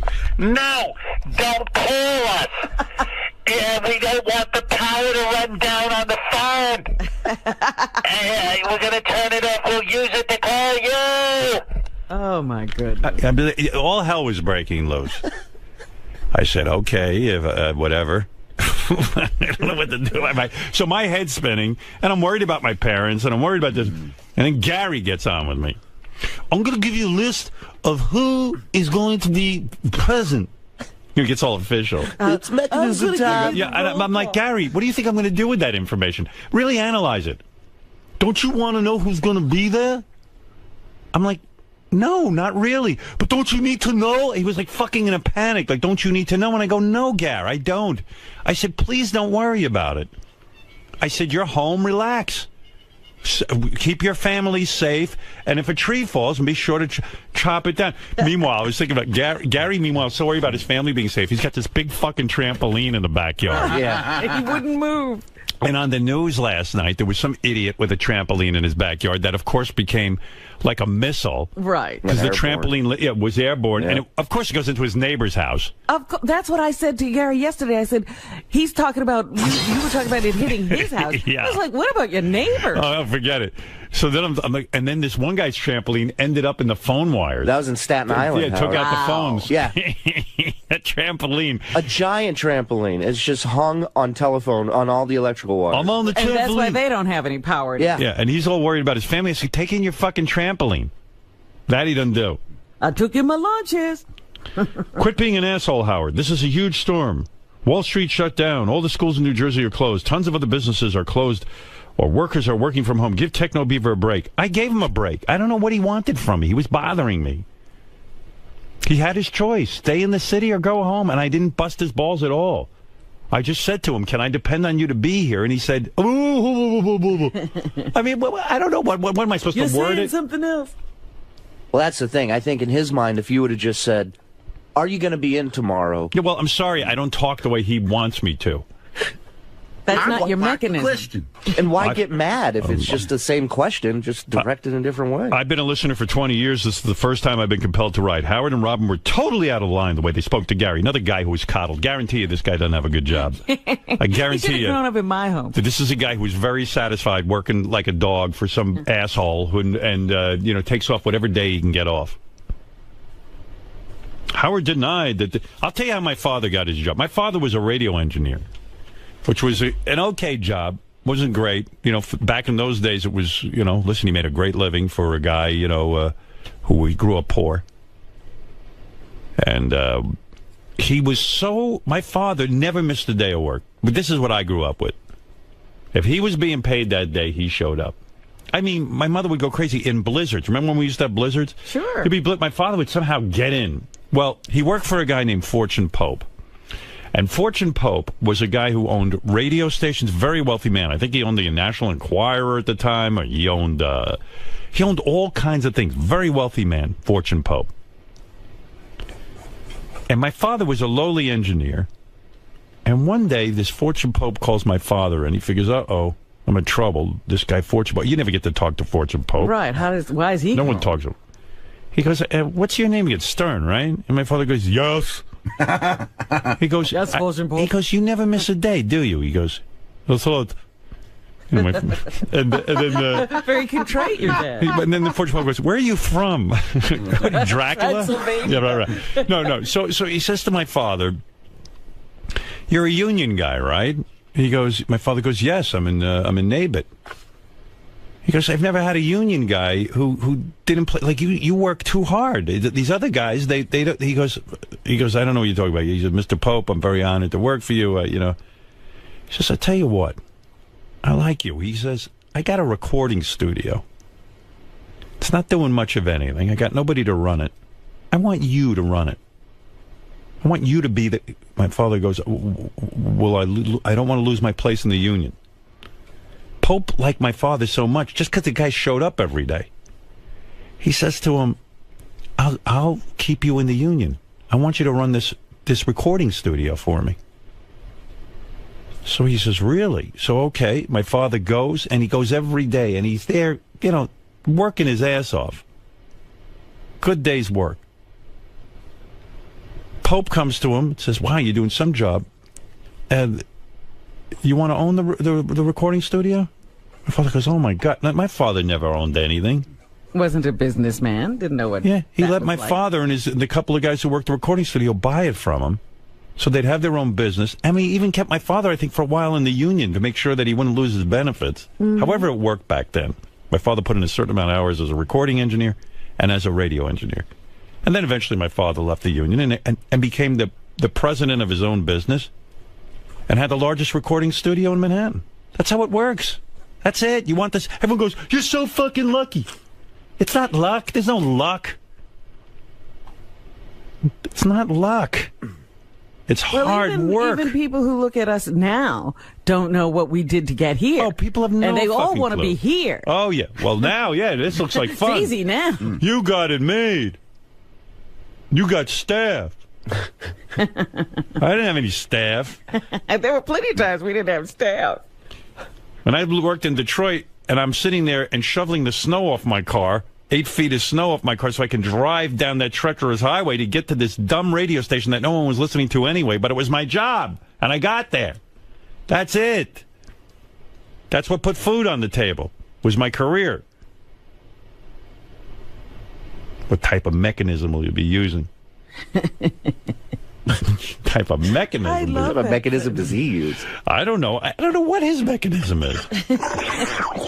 I don't think I have any phones, do I? Again. No phones right now. We're working on it, though. All right. That's good. Wow. Working on it. Some things never change. Some things never change. It was working when I tried it earlier. That's another guy. He didn't show up yesterday. He didn't show... And it's fine. I mean, and listen... I probably won't be here. I know. Yeah, but Howard, the day after 9/11, 9/12, there was no reason not to get to work. Why should I try to come into work? And I knew, I could smell sitting there in his house that he was not going to work on. Well, if you go to Scott's house, you know how much fun is going on in there. Why would you want to leave? Robin tried to escape 2 disasters that day. Yeah. One was the terrorist attack. The other was Scott's vehicle. Right. She tried everything. Did you have Scott drop you off at the mall, Robin? I did. I had him drop, and they closed on me. I like that Scott wasn't here for Yom Kippur. Are you religious? No, but I do want to honor my... Honor what? Honor what? Honor my commitments other than work. Yes, I have other commitments. Hey, you don't know. And I like when everyone gets mad at me. They go, "You don't know. You don't know what I'm up to." Who are you? Yeah. Well, remember when Scott was a member of the Block Party group, and then he decided he wanted to leave the group because Ronnie left to do some work. Yeah. So he decided he needed a day off from the Block Party too, and he lied and said he had a family wedding to go to. A family cousin. Trust me, no wedding. No one's giving Scott the recording studio to run. You know what I mean? Yeah. Sorry, can't be there. When I was talking to Gary, here's another one. Howard, you're such a fucking asshole about this. Can I depend on you, horseshit? Do you forget already that during Hurricane Irene, you had your personal weatherman and flew out to Pittsburgh like a fucking pussy? Yeah, I flew out to Pittsburgh, but I didn't do it on work day. You were a pussy on your day off. I'm a pussy. I can do whatever I want on my day off. I don't care. And I'm not a pussy. My wife wanted the animals moved, and we moved them. And we had nowhere else to go, and she wanted to go see her family. She said, let's do it. I said, okay. So in the middle of a storm, I got on a plane. That's how much of a pussy I am. You fucking asshole. Guarantee another guy. Guy who ever wrote this letter, if I could find him, it's another guy sitting at home, probably out of work, or, and sitting there going, woe is me, why can't I find a job? They were attacking me on Twitter. How dare I come after Gary? Gary's been here for years. How dare I open my mouth and goof on him? I said, what? Who's goofing on him? No one was even goofing on him. I just said, Gary, I can't make that decision for you. I gave you options. You can stay in the city in a hotel, or you can go home. And either way, it's fine. It's fine. I'm going to be here. What is your mechanism? I go, I don't know my mechanism. I'm just going to be here. I'm going to find a way to do the show. What mechanism will tell you if you're doing the show from the studio? Don't you need to know who's going to be there? I go, no, whoever's there, I'll do the show with. I said, I know Fred's going to be there because I can depend on him to be there. He told me so. You know who? Well, there you go again. Gary, that's not a put down of you. Fred said he will be there. I can depend on him being there. Why is that about you? Oh, my God. I tell you, I'm exhausted from this. Take it back. Doug Goodstein, I don't get this guy.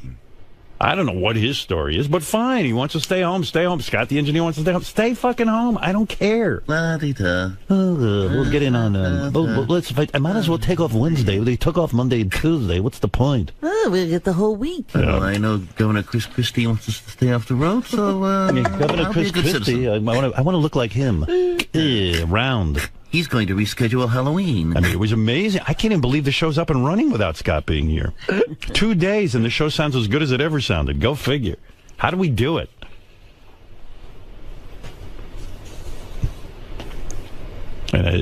Even Jason, I mean, he had to run home yesterday. I'm like, Jason, what are you running home to? You got an apartment. I said, dude, stay in a hotel. No, I got to get home. Okay, I didn't bust anybody. These homes are like internet porn. Yeah, I don't want to hear from some lawyer telling me that I killed Jason by making him stay at work. I don't want to hear it. Everybody makes their own decision. It just sets everybody off when I decide to come to work. And then I become an asshole, and I'm a jerk because I'm coming into work. I don't know. Maybe the 3-day-a-week schedule is killing everybody. But I remember, being a kid, and as you said, in blizzards. And I guess my father thought it was important to have a job. Oh, I bet he did. Go to work in the blizzard. Right. Yeah, so my refrigerator the house stayed there. Right. Oh, yeah, my father wouldn't come home for 3 days. It's like, okay, we stayed in the house, and then that was it. Right. We took care of the house. What was he going to do anyway? There was nothing to do. Well, if there's a tree falls on the house, I mean, well, that's like saying, well, if the world blows up, if a tree falls on the house, and then there's a big hole in my house, anything, and then I'm going to get a tarpaulin to cover the hole, and I mean, he's imagining scenarios that I mean, it's do you know what he would have to do if a tree fell into his house? Well, I also like he's imagining Road Warrior, like right. Mary and the kids are going to be all alone. I will shoot the marauders. I will be like someone is trying Mel Gibson. Yeah, someone's trying to eat Murphy. All hell is breaking loose. I will use gasoline as currency. How are there zombies in my neighborhood? It's The Walking Dead. If a tree fell into his house, he would have to leave the house. Exactly. You know where he'd try to be? Manhattan, where it was That's dry. Right. He'd come to a hotel. Absolutely. Listen to how to take him out. A tree falls on his house. He's going to get out in the storm. And I'm sorry, I'm an idiot for trying to protect my house. Yeah, kind of. He acts like trees aren't a big deal. Yeah. He's going to lift the tree. He's going to get that retard strength. Should have just put the trampoline on the roof. The tree would have bounced right off. Well, he could have bounced into Manhattan. Yeah, right. He's going to bounce out of danger. Oh, no, tree's falling. That's our escape plan. If a tree falls on the house, Mary's going to bounce on the trampoline and bounce to Pittsburgh. And she's going to tie a bungee cord around me, so when she bounces, she pulls me up in the air. There she goes. Oh, my goodness. We will be using the trampoline mechanism. Yeah. You know, if somebody, and they did, if somebody was predicting 80-mile-an-hour winds, I try to get away from my house and all trees. My God, my apartment was nuts. They say the better buildings sway with the wind, but holy mackerel. I'm sitting at my desk last night, And like all of a sudden, I felt like I was on a boat, you know, when they rock back and forth. Yeah, and I was like, oh, I must be a fucking idiot. I'm like hallucinating. And then Beth says to me, do you feel like the whole... She goes, I'm getting a little seasick. I go, oh, yeah, me too. It's crazy. Strong wind. And the I kept hearing noises. You're creaking, right? Yeah. Yeah. It's crazy. I was like, what's that? And I was like, oh, there's no way I'm going to fall asleep. It was so noisy. And I was like, 2 seconds later, I'm like unconscious. It's good to sleep in a storm. Oh, my God. I woke up. It was like, where's the storm? There's no storm. I know. I woke up the same way. I was like, I think it's over. I said to Beth, we're going to need Ambien. And I was getting angry at Beth because Beth sleeps through anything. And I was like, we're going to need Ambien. And she goes, maybe I... Well, all I know is I fell asleep and didn't wake up till 4 o'clock. And she was up all night. I guess I had unstressed so much on her that... Oh, by the way, what am I going to do about the Jimmy Kimmel show? Now, Jimmy... Oh, well, he canceled last night. Yeah, the only problem is there more storm coming, or I don't are we think done? so. Oh, no more. I think the brunt of it is gone. That's for sure. They said there still could be flash thunderstorms, some flooding. Yeah, flooding is also... What is it, JD? If you want at 7:30, that John Blairis will be here. He can tell you what's going on. That was clear. Did you sleep here last night? No, I slept in a hotel room. Oh, you did? I mean, I barely got any sleep, though. Weren't you worried about the mechanism? I was very nervous about everything going on today. Yeah. We were also like 2 blocks away from that crane that's about to fall. I know. We're like 2 blocks away Did you see that crazy crane? JD, I'm glad I could depend on you being here. Thank you. Seriously. Right. Yeah. Good job. This kid was up he here. He has no house. He was doing Jason's job and Gary's job, and him and Steve Brandano were doing the job. And Al helped out, and Jim McClure, and everyone back. Jimmy McClure, Al. You know what this crew's called, Howard? The Dependables. Yeah. That's what these guys are. And then there are the Undependables. Yeah. The Expendables. The Expendables. Yeah, right. And Richard Christie's another guy. He lives in Manhattan. And now, no, he doesn't. He lives in Queens. Oh, he lives in Queens. And he could have been in Manhattan. He's got a fish in a bowl, and he's worried about fishy fish, his pet fish. Worried about just another guy. Fish and gerbil. He is the worst one of all the group, because there's nothing for him to stay home Yeah, I mean, what is he worried about? Isn't a gerbil like $1? Another fucking loser. The fish will be fine. Fish will be happier with me in the house. And you know what he was worried about? The one thing he would show up for you, because I hope the storm doesn't hurt Halloween. Yeah. Yeah, he was worried about that on Friday of last week. Yeah. Right. And so any Halloween celebration, he would attend. I gotta get me some makeup. Both, I am dependable. All right, Gary. You calm down. Robin, do you want to speak to Gary? Why not? All right, Baba Booey is on the phone. He called in? Yeah. Baba Booey. I want to find out if the house is still there. How did you make out with the house? Any trees fall on it, or did the trampoline get away from you? Hey, can I make a quick statement? Yes. I want to point out to both of you guys that I harbor no animosity or resentment. When I said yesterday, you guys have different circumstances, that's what I meant. And I'm getting some weird feedback on this phone, by the way, so I apologize. Yeah, well, first of all, you attacked me because all I said to you is, can I depend on you being here? Meaning, who is going to be here tomorrow and who isn't?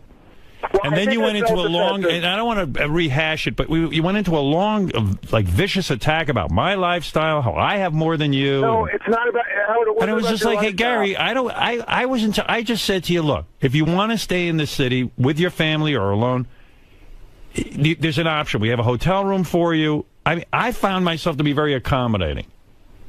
And I feel that I was very much attacked by you and my lifestyle. I wasn't trying to attack you. I was feeling defensive because you were calling my loyalty into question. And I think I've been very loyal. You got paranoid when I said, can I depend on you? You don't like how I word things. But that was what it was. It wasn't an attack. It was about, can I depend on you to be here? You said, you cannot. After much me dragging it out of you, finally you said, look, you can't depend on me to be here. And I said, okay, that's it. Don't worry about it. Even last night when you called me to ask about the mechanism by which I would determine whether I was going to be here. By the way, I meant by that, I just wanted to know how I would know whether you were going to be on I said, turn on your radio and you'll know. Well, it's a producer of the show. Do you think I should know before I turn on my radio? No, how will I know until I... Listen, will I be on the phone calling you as I'm battling to get in here? No. I'm going to try to get in here. When I get in here, I'm going to get the show set up. You're not here. What are you worried about? Well, I mean, if you're so worried about me, then be here. Once you're not here, I got to figure out how I'm going to get here. What good does it do me to call you to tell you I'm on my way in here? Well, you didn't have to. Someone else could, but that's not the point. I think. Well, then you arrange for that. Why do I have to arrange for it? Well, I was just. You could have said, "Hey, call Ronnie, call Tim." I'm just trying to. I don't know what you should do. I don't know. You're a big boy. You figure it out. Well, I did. Yeah, you figured it out. So there it is. The other thing I wanted to say is you said to everyone, hey, do what you need to do. Right. And then when they did... What did I do to you? I said to you, Gary, you attacked me. You spent the first hour of the show saying that I'm not loyal to the show, and you're I didn't say you weren't loyal to the show. You're putting words into his mouth. He never said that. I didn't say you weren't loyal to the show. I'm goofing on you because... What? I can't really do the phone call because... There's something weird going on. Every time I talk and you talk, it just doubles up. All right. I'll talk to you some other day. Okay. Bye-bye. All right. I mean, this guy is a lunatic. He was calling me last night. I go, Gary, I don't know what to tell. He wanted a prediction. We should have found out what mechanisms are. Yeah, he wanted to know, what mechanism will you use to determine if you're coming in? And I didn't even understand the question. Who talks like that? Yeah, mechanism. I want to know what the mechanisms are. The mechanism is I'm gonna wake up and I'm gonna see if I can get here. Then he goes, well, who's going to alert me? I go, what, you mean in the middle of me trying to get into work, I should call you and alert you? Well, how will I know? I go, turn on the radio. No, but shouldn't I know beforehand as the producer? I go, but you're not here to produce, or what the fuck is the difference? I'll put up a bat signal. I mean, it's crazy. Sometimes I don't get him, and he's got a high IQ according to our test. But sometimes he sounds silly to me. I've never seen a producer who's so worried about a show he's not here to produce. I mean, he's like, well, how will I know if you're here? I said, turn on your radio. You'll know where I am. It's a simple process. Well, I should know beforehand. I'll stop everything and call you. What good is that going to do me? Well, what would he do with the information? I don't know. I couldn't determine what he was going to do with it once he knew. I don't think he even knows. Once I know, I don't know, Robin. Once I learn... I mean, it was crazy. Look, I don't want to spend the whole show talking about him, although we could. I'm going to write it down. That statement alone. Well, I'll remember for posterity. Oh, my God. I was like, I said to Beth, I don't follow Gary's logic. She goes, what's going on? I said, well, he calls me and he wants to know the mechanism, but she goes, well, maybe he's worried. I go, listen, I'm worried too, but how is he helping? He's in Connecticut, and he wants to know at what point I'm going to decide whether I'm going in. I told him when I wake up, and then he didn't like that answer. He wanted a bulletin before then. I'll wake up in the middle of the night to call him. I'll walk out on the street. But you still wouldn't know at that time. I wouldn't know. I didn't know I was going to get here till I got here. And then when I got here, I got to work. Well, how am I supposed to know that? Yeah, right. That's what he kept saying, though. Right. I mean, it's crazy, and now he's going to be mad at you, but then what do I know? You don't know anything. But I need to know. Yeah. How will I know when you wake up? I think he wanted me to call him when I got up. And that wouldn't have even been able. I wouldn't have been able to tell him anything then. You'd have to assess the situation. Is Ronnie downstairs? Right. You know, are the streets passable? I didn't know anything. Are the streets open? Gary, I'm awake. Yes. Now I'm going to go. I'm going to go downstairs. Do you know if you're going in yet? What is your mechanism for getting downstairs? I mean, it was the craziest thing. I mean, it was like retarded. What is your mechanism for getting dressed? And then he starts to attack me because he thinks I'm goofing on his loyalty. I'm not. I just want to get to work. He feels guilty not being here, and he's blaming me. Right. Do you know at one point somebody told me that they were thinking of shutting down the elevators in most of the building? Right. And guess what I would have done? I would have walked downstairs. Yeah. Would have taken me a little longer. What mechanism will you use to determine if you should walk down the steps? I was like, Gary, this is crazy. What do you have planned today? What's going on? What do you want it from him? He was bothering you. He had his choice. Stay in the city. Are you nervous for today, or are you think you have it to handle? Of course, you want to make sure everything goes all right, you know? So Want everything goes seamless, you know, as if the actual executive producer is here. So normally it's like a 6-man team, and you guys are down to 2, I guess. Oh, listen, we got engineers dealing with the phones, and Lieberman and Ronnie are over here, so. All right, I'll let you go. Good luck today. Yeah, check the picture.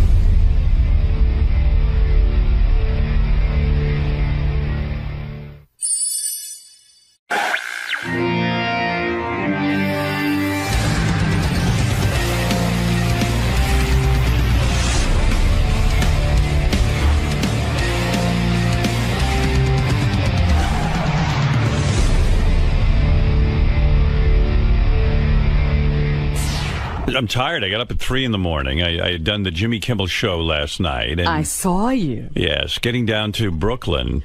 How was that? Well, it was difficult for Ronnie. I mean, he was driving, and below 23rd Street, there was no power, so there's no stoplights. Oh, you don't even think of that. And you can't go down the FDR Drive or anything, can you? No. That's all flooded out. So it took a long time to get down there. Not so bad coming back, but a long time to get down there.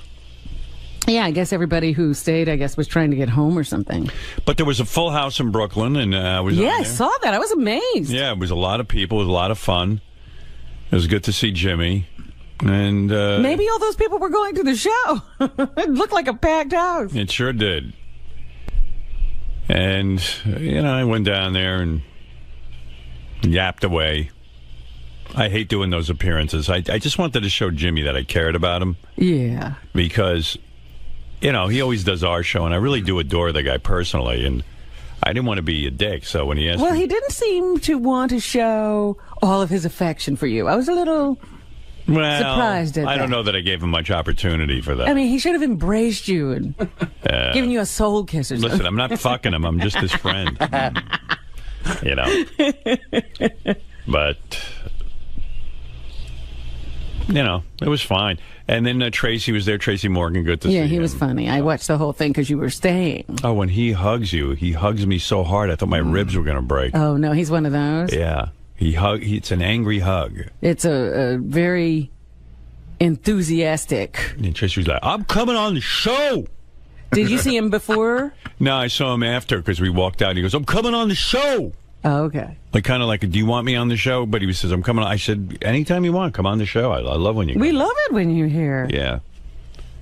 And, I got there on time, like 5 o'clock. I left at 4. It took me an hour. Got there and... And what would it normally take, like 15 minutes? Yeah. Ugh. I guess it's right over the bridge. It's like literally right there. Nice facility, that Brooklyn Academy of Music. I've been there before. I've seen plays there and dance recitals. It's called the Harvey Pecor Theater or something like that. Not Harvey Pecor. Harvey Bam Theater. I don't even know what it is. Brooklyn Academy.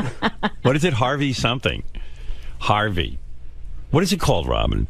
I don't remember the name, but he said it last night. I was Harvey. like, oh, yeah. Harvey. I was like, my mother wanted to name me Harvey. What a horrible name. Because they have they probably have more than one theater there. Yeah. Oh, it's hot in here, isn't it, guys? I'm going to take my sweater off. I'm bundled up for cold. You're in storm gear. How is it outside? It's nice. It's not bad. I'm dizzy. Tired. All these shows. Oh. I'm sick of myself. When did you know it was actually a go? Oh. I was waiting for them to cancel that show, Robin. I was like, oh, please cancel it. I just don't want to go down there. And then it wasn't happening. And then Ronnie said to me about, I don't know, like noon or something, or even earlier than that. He said, well, they did open up the bridge. I went, oh, no. And he was kind of like, oh, no, too, because he said, yeah, he goes, but getting down there is going to be really difficult. And there's no lights, and there's... I said, I never even thought of that. I said, if they hadn't opened the bridge, I had an out. But and they didn't have traffic cops down there directing traffic or nothing. It was really like that TV show Revolution, which, by the way, if anybody has that, JD, I don't know if you can get it for me, but my Revolution didn't tape. Right, because I told you they took all of the regular shows didn't happen. It was Storm Central all the time. That's right. Yeah. Or it is called the Bam Harvey Theater. And those shows just fuck me up because, I take it seriously, and... You're into the timeline. You want to be with every show. No, I'm talking about doing Jimmy's show. Oh. It really screws me up for the day because I was going to go over to the gym and work out after the radio show, and I went, oh, I can't. I got to stay awake. I got to be, it'll wear me out. I can't be tired. And then I said, what am I doing to myself? I want to go to the gym. So I went to the gym. I worked out I worked out way too hard. Oh, really? Because I was going to say, did you ask for a light workout? Yeah, I did, but I was working out with another guy. And then that always makes you go for it, right? Yeah. I was bench pressing, and then I did pull-ups, and then I was running on the treadmill, and then I was like, what did I just do? When I get done, I can barely talk. I was like, I sound like Gage. I was like, because... How did Ganji get that voice? Because he's certainly not running. He ain't working out. I'm running to the pizza store. But, hey, JD. They're re-airing Revolution on Friday. All right. Mike, can you tape that for me? You know Mike, right? I can email him, too. Email him. Do me a favor. I like your attitude. What was that on was it Back Office Radio wrap-up show I heard? You bite your fingers till you eat them? It's that glorious show, Back Office Radio. What don't you like? Have they been picking on you on that show? I get talked about a lot on there. What did they it's say? not too kind. Yeah, but I thought it was kind of cool what they said about you. Like made you look really cool. Here, how I pick the fingers. That. Right, that wasn't good. But who cares? How everyone should unfollow me on Twitter. No, wait here. I'll play it. He has every one of their rants in his mind. Where is Back Office? I think it's Radio? on GP. GP something. All right, GP1 maybe. Maybe GP3. Okay, so many GPs. Yeah. Let's see. Back Office Radio. Oh, the first clip, I think. I thought this was kind of actually making you into a stud. I'm listening to this, and I'm thinking, the poor JD, he has no defense. You're like fighting with a retard. Hey, can I tell you something about poor JD? I think he just ate his pinky. Oh. There is no poor JD. Let me break down JD for you for a second. He works on the greatest radio show / TV show in the history of the world. He lives and works in the #1 city in the world. He gets paid thousands of dollars to do appearances on the weekends, and he's fucking girls all over the country and somehow keeping it on the DL. There is no poor JD. JD is living a life. If I describe that life for any other person, you would go, wow, that guy's living a life. Yeah. Well, They got a point, and that's kind of. First of all, I'm not looking at this poor me. I'm not looking at for poor me or anything. No, or I know pity you're not. me. So I'm saying I think they kind of stuck up for you in a way and say, hey, forget poor Jay. It wasn't don't sticking up for me. JD. I don't need Jason sticking up for me. No, Do you really still hate angry at Jason? I mean, it's not, it's not the best of relationships, but, you got to do what you got to do. And what is this? You refuse to pull clips from their show? That's weird. Well, if someone else can do it, I certainly don't want to, help any show that just wants to. Well, you're helping my show. Well, you're not. What do you mean? JD, these channels pay your salary. I know that, but there's no but. You don't want to pull clips where they're insulting to well, you. yeah, of course. That I What the hell? JD, they're not talking about you. Yes, they are. They're talking about your character. Yeah, well, you're the one with the character, Robin, not me. I'm not intelligent enough to do two to different. separate Yeah. it. I think they've done. It's hard enough being me alone, let alone being someone else. I think they've done like 3 shows or something, and each show they nominate a douche of the week. And correct me if I'm wrong, but hasn't Jason nominated you for all 3 shows? No, I don't think he's actually nominated me for any of the shows. Oh, really? So, I mean, I might as well be douche of the week. He definitely talks about him every show. Jason makes it a point. The second show. Okay. All right, let me hear. JD announced in the news that he unfollowed me on Twitter. Let me explain something to the audience. JD shouldn't be on Twitter right now. Howard's told him twice to cancel his Twitter account. I've told him to cancel his Twitter account on behalf of Howard. And quite frankly, any real fan of the show that still follows JD is basically giving Howard a big fuck you. So Howard said twice that he doesn't want JD on Twitter anymore. If you're a real fan of the Howard Stern Show and you follow JD Harmeyer, you're basically giving the middle finger. Yeah, that's sort of weird. Yeah. By the way, I didn't announce to the news. I unfollowed Jason on Twitter quietly, and then a couple weeks later, John Lieberman comes up to me. Follow him because you really dislike him. Well, this was after like the whole hubbub of the photos and stuff or whatever, and I just didn't want to hear him gloating and being my boss and whatnot, and I didn't want to read about him being my boss, and plus he retweets this guy who does Jason Kaplan fan club, and it's always bashing me, so I don't want to deal with that anymore. All right. Boy, are you sensitive. I didn't realize. I'm not that. Well, How old are you I can only take so much, you know? How old are you again? I forget. Yeah, I mean, you're involved 32. In a lot of childish shit. Well, he is a guy who just took down his spelling bee trophies. All right. All right. I'm not saying I'm not a man-child or anything. He's making progress. My nominee for douche of the week is J.D. Harmeyer. He's eating his hands again.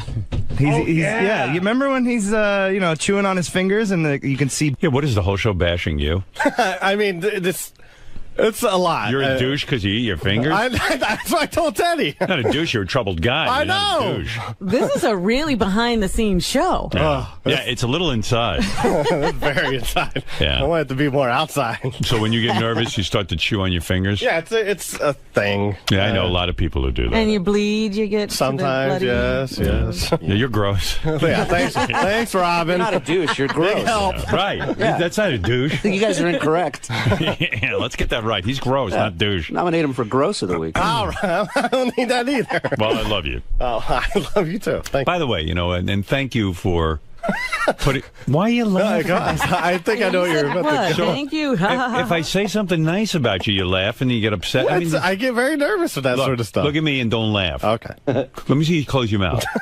What? Close your mouth. If you laugh during this, you're fired. All right?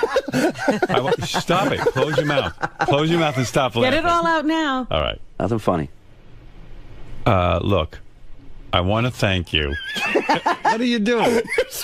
What are you doing? I'm trying to talk to you. You're goofy. You're smiling. What? You're smiling. Say something nice.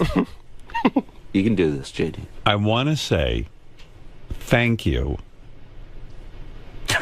What are you doing? Look at him. Wow. Now, this could get you nominated for douche. Are you embarrassed? I'm not embarrassed, but you're smiling at me. And I'm all right, I'm going to keep a straight face. JD, I want to thank you for your hard work this week. Thank you. You're welcome. Okay. He's going to break this. Look at this fucking guy. You can't have a serious conversation with him. No wonder you're douche of the week. Hey. All right, listen to me. Yes. Seriously, thank you. I know you put in a lot of hours this week. And, we were able to broadcast through the storm. And, you're a real dependable guy, a guy who's always here, and you're always in the trenches. And I want to thank you for that. I was thinking about you and how much I appreciate that you're a part of this team and how hard you work. And I think it's important to let you know that. Oh, you're welcome. All right. That's it. Doing my job. No joke. That's all. Now laugh. Now you can laugh. All right. You know what I also love about JD? He's crying. No, I was laughing. I was crying and laughing. Oh. But you know what I love about him? What? He doesn't expect to get applause for doing what he's supposed to do. Robin, I believe I was praising him. You can't. No, but I just noticed that. Like he's like, Robin's I was right. just doing my job. No, most people are like, thank you. Like you're supposed to praise them for what they get paid for. I know, it was weird. Like Scott finally showed up today, and it was almost like he was waiting for me to say, "Oh, you're back. Thank you." The prodigal son has returned. Yeah. Thank you. You were waiting for Elijah? Well, wait no more. We needed every man we could get here. Right. Well, and I knew not to depend on him. I knew he wasn't coming in. I knew there was going to be zero effort there. It would be like a Jewish holiday if we don't celebrate. And by the way, all these people who are writing me hate letters, you're so fucked up. I mean, it's like, hey, Howard, you expect everyone. I don't expect anything. I told everybody, please stay safe. I'm coming in to do the show. I'm coming in to do the show because I'm in the city, and if I can get there, I'm going to do it.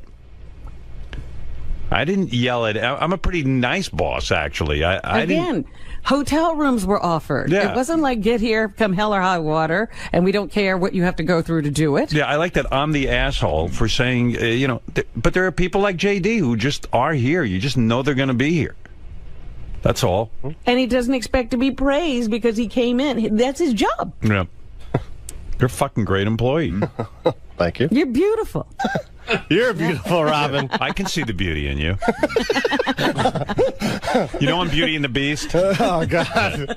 Believe me, I was looking at myself on Kimmel, and I'm like, I'm so ugly and disgusting. And I even said to Beth, I go, I'm so ugly. And she goes, you looked really handsome on Kimmel. I go, no, there was nothing good there. And you know what? Same with you, JD.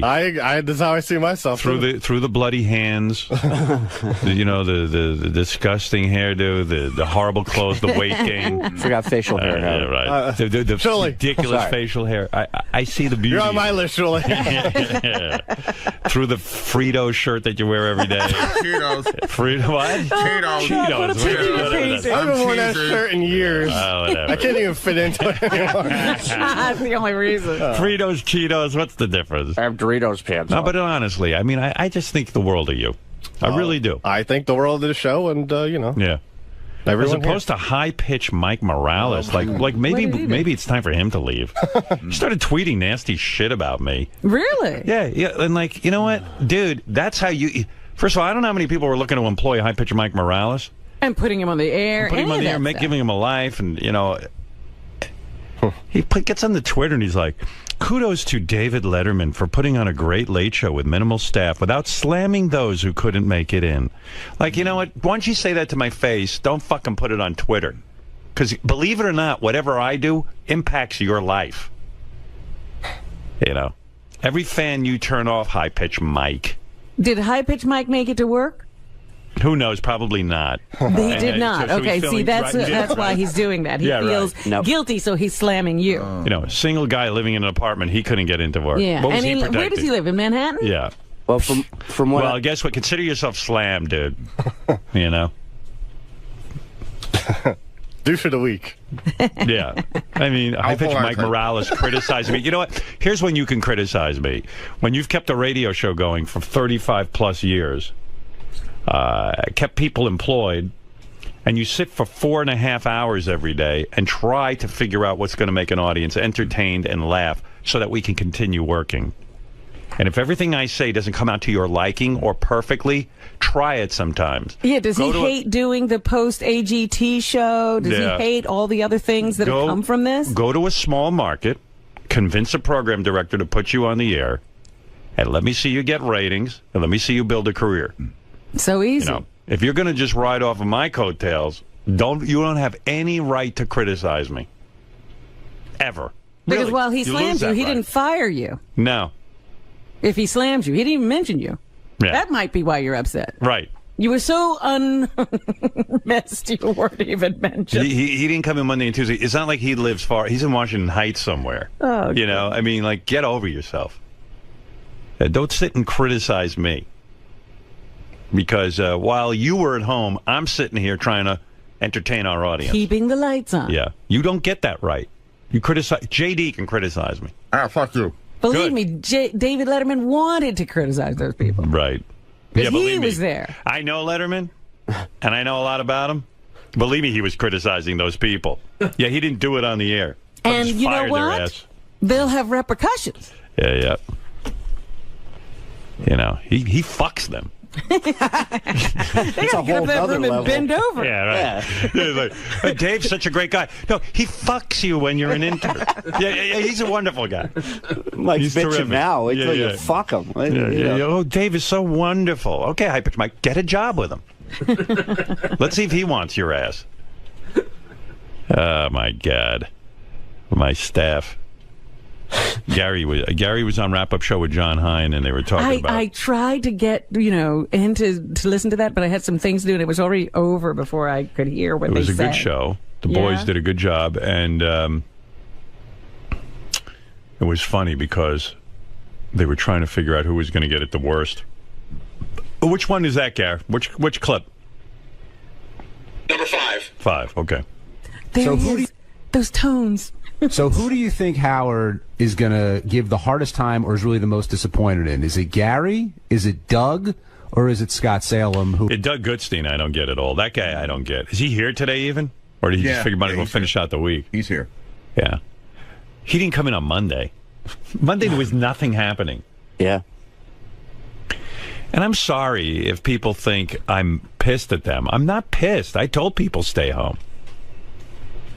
Hey, you safe and sound, Doug? Everything okay? Yeah. Thank you. Good, thank God. Can I explain the facts instead of No. I don't care. falsehoods? I told you it's fine. Yeah. No one missed you. Howard. No one missed you. Okay. It was fine. We functioned fine without you. I did what I could. The company was closed. They didn't want anyone coming in. I, went back and forth with legal, and I said, I got to get a crew here. So they were comfortable. The thing they were comfortable with was with the guys in the city. That's what we did. They didn't want people from the outskirts and All the right, suburbs so to come in. who's bothering you? You beat the shit out of me with falsehoods and bullshit and disparaged me for fucking 2 days. So that's the truth, okay? Here's and the then truth. you speak out of both sides of your mouth. Like, You I know couldn't people be got to here. protect the family, but why the fuck are they here? Did What you a loser. protect your family? Yeah, I did. You Okay, did. I have 2 little On kids and Monday? a wife at home. On Monday? Well, Monday, yeah. In hindsight. There was no storm on Monday. In hindsight, Howard, Yeah. I went by the forecast and was, listening, and it was supposed to hit at 3 o'clock at full force in the morning. Well, you do the when show I till woke 10 up, and then you go home. Well, I'm not going to argue with you. When I woke up, I was like... you're arguing. You came in here. I didn't ask for you. No, about Monday. You just barged in on my show. I'm just barging. You're talking about me. Can I defend myself? No, there's nothing to defend. You didn't come in. So I'm fine with it. I want to explain myself. I'm going to All stay right, go here. ahead. I'll be quiet. Thank you. Go ahead. Thank you. I have the floor. Well, since you're hijacking my show, why don't I leave? and you Because take I over? listened for 2 days as you just trashed me and talked shit about me and Gary, too, which was not right. The point is you were not here. On Monday, listen, the storm was supposed And to I hit full didn't force. disparage you. How did I disparage you? By You're saying lying. I'm a loser. I didn't say you're a I'm loser. A pussy. I'm no, a I fucking didn't. man. Pull I'm the a man tape. to protect my family. Pull the That's tape. what I did. said you weren't a man. I said you weren't. Oh, I didn't want to stay home and protect my family, right? I don't have any family. You have. How did you figure that out? How'd you figure out that you need to be? I like that. I'm you not think, mad at you, Howard. I just think it was you wrong. You barged in and you're starting in with me. You don't think on Monday I didn't want to stay home? Of course I want to stay home.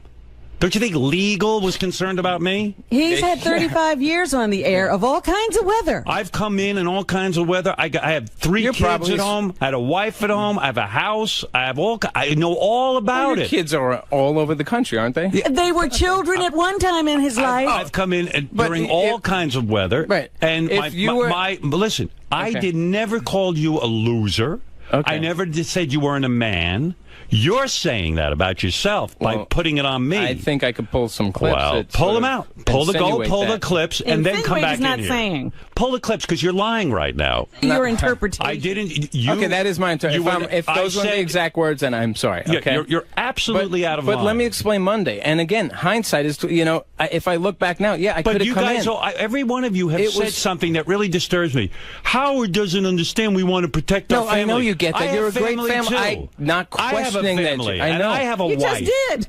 You absolutely said, Howard, I want to protect my family. Like, I don't want to protect my family. You think I wanted to leave my apartment and leave Beth alone, who said to me, stay home? Okay. Do you know there was I love one her as time much when as you his, love your should have wife. brought her here. His You actually was pregnant safer here. wife She was wouldn't come. sitting in an apartment, and we were in Manhattan, and this incredible blizzard came up.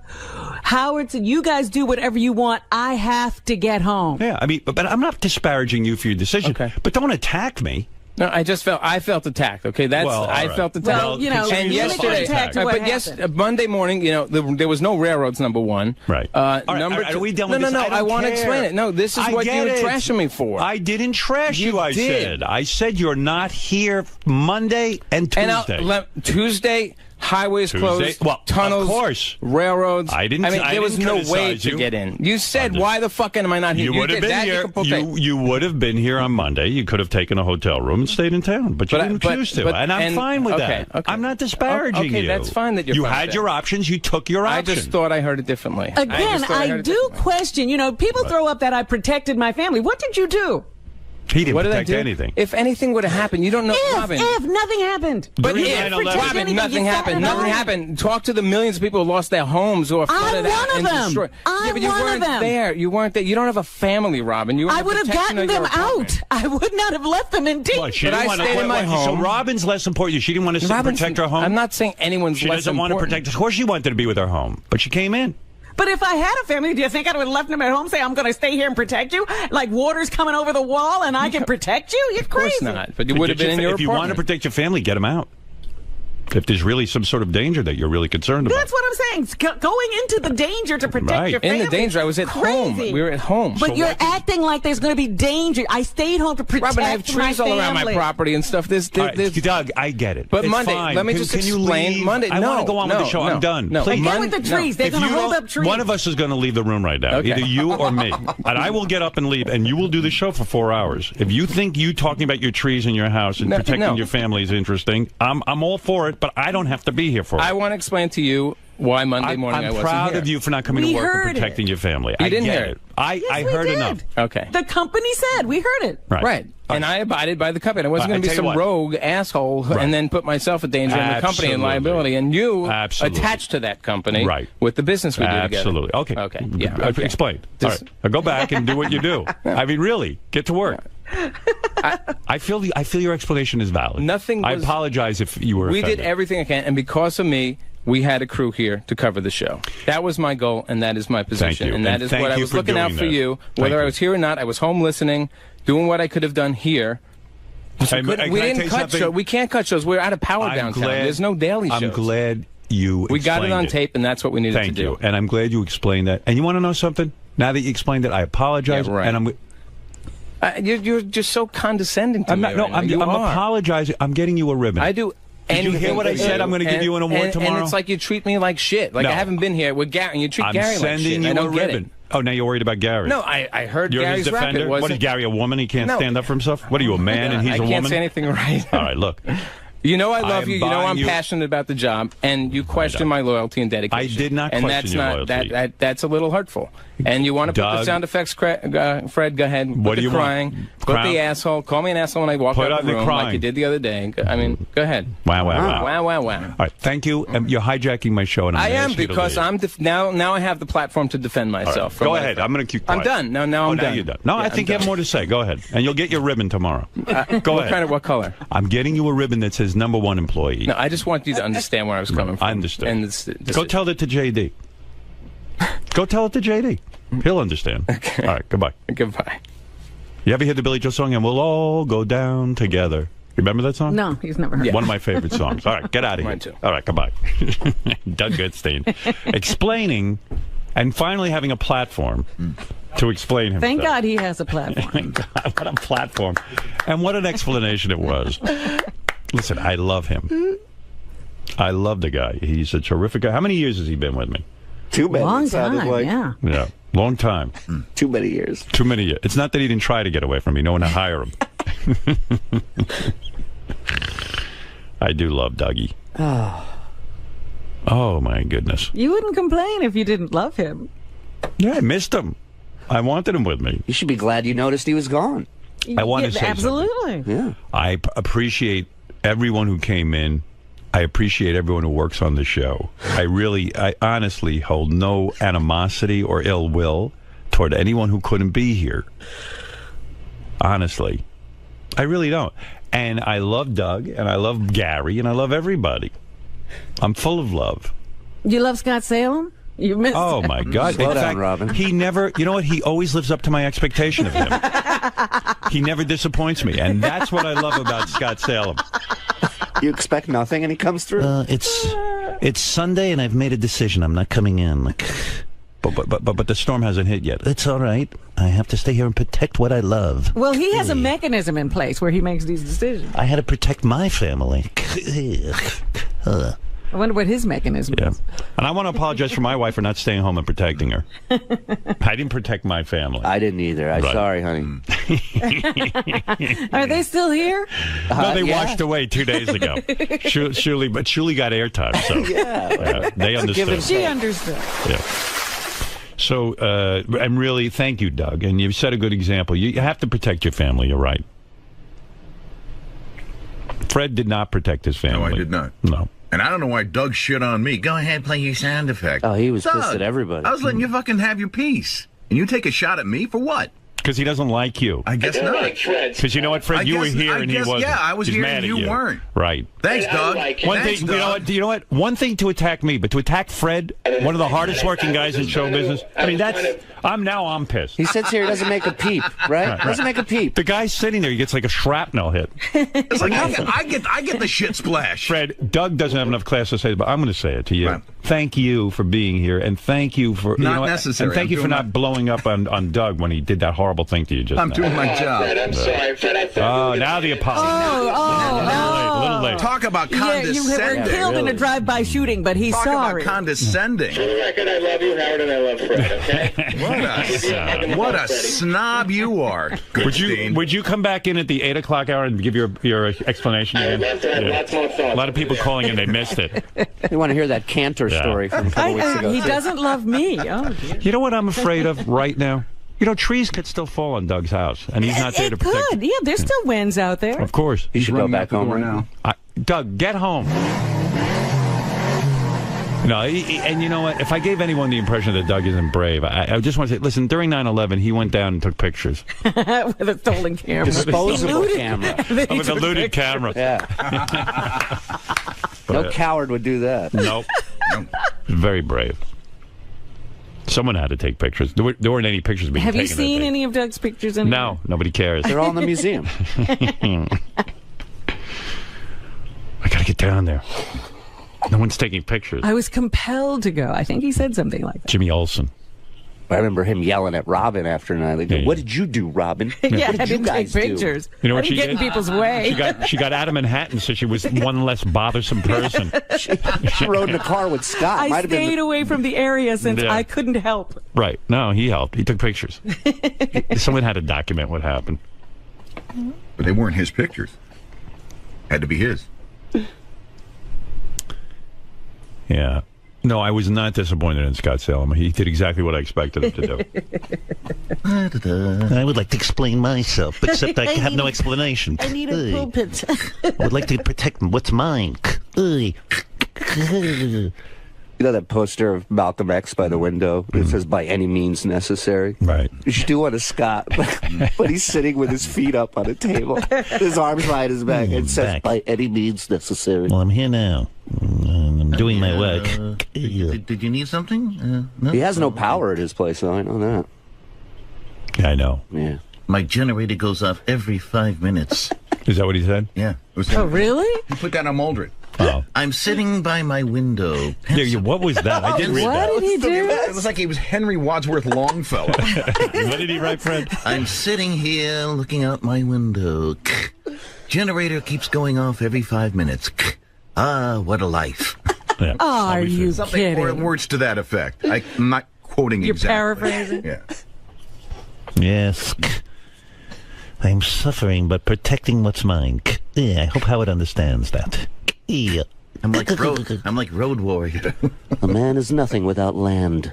I have 2 young children at home.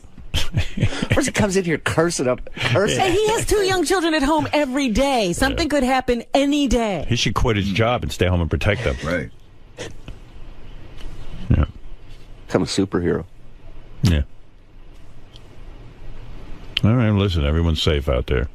And by the way, I really did say to everyone, don't come in. I can do the show on my own. It's not going to be a great show, but I'll do it. You know. Let's go to a couple of calls because the phones are now working. Everything's back today. See, I told you. Everyone is safe and sound. I'm sitting in my studio and the phones are working. Hey, Bob, you're on the air in Westbury. And I certainly understand, by the way, to all you assholes on Twitter.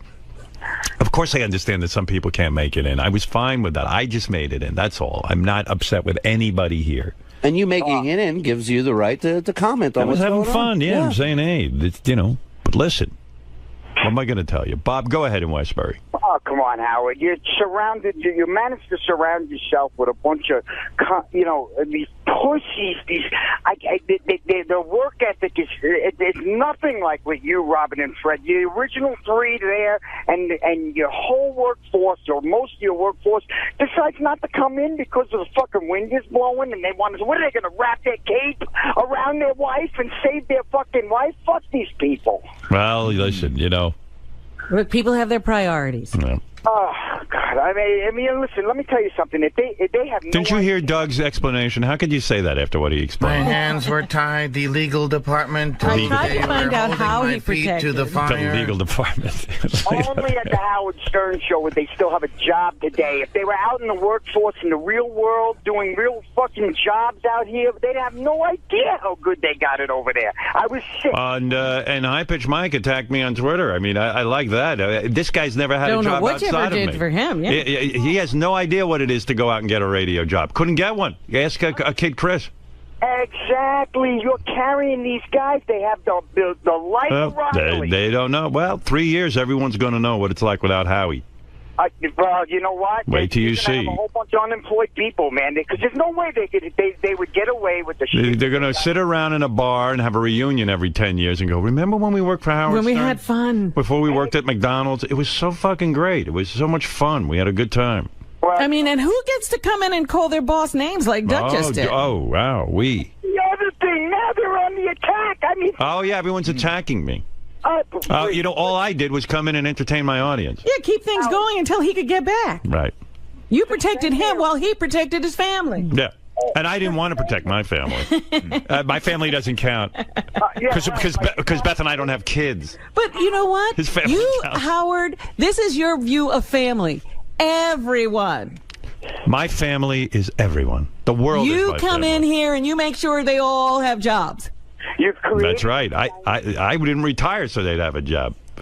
Yeah, well, you're my hero, Howard. Right, thank you. They never think about that. Thank you, Bob. At least you care about me. Thank you. Well, I do care about you. The other thing, can I switch gears for 1 second? Yeah. The re-release of Private Parts. We strike while the iron is hot. America loves you. I could picture 6'5" cardboard cutouts of you handing. Bob, that was a long time ago. I think that phase of my life is over. But thank you. Bob shot out of a cannon this morning. Pitching you ideas. No. Re-release of Private Parts. Yeah. Chris, you're on the air. Hi, Chris, in Seattle. Real quick, I was going to ask you a question, but first, did Richard Christie come in today? Because that's the guy you got to focus on. Oh, yeah, maybe he's still out because the fishy fish. Richard Christie wrote a whole long thing, too, yesterday about how defiantly, how glad he is he stayed home because he was able to put towels. I made the right decision. I was able to put towels on the windows when the water came in. I'm like, well, you know what? Towels? I had water coming in, too, and I was able to put towels because... And you still got to work. And I got to work, too. I did both. I was able to put towels on my window. That was my own. You know what? I had a leak in my windows a while back. I guess I should have stayed home. Right. You should have. You should have protected what was yours. He rents an apartment. He didn't even own it. And Yeah, he's worried in about there. the windows. He's protecting what his the rented landlord. apartment up. So he did make it in, though, today. Oh, yeah.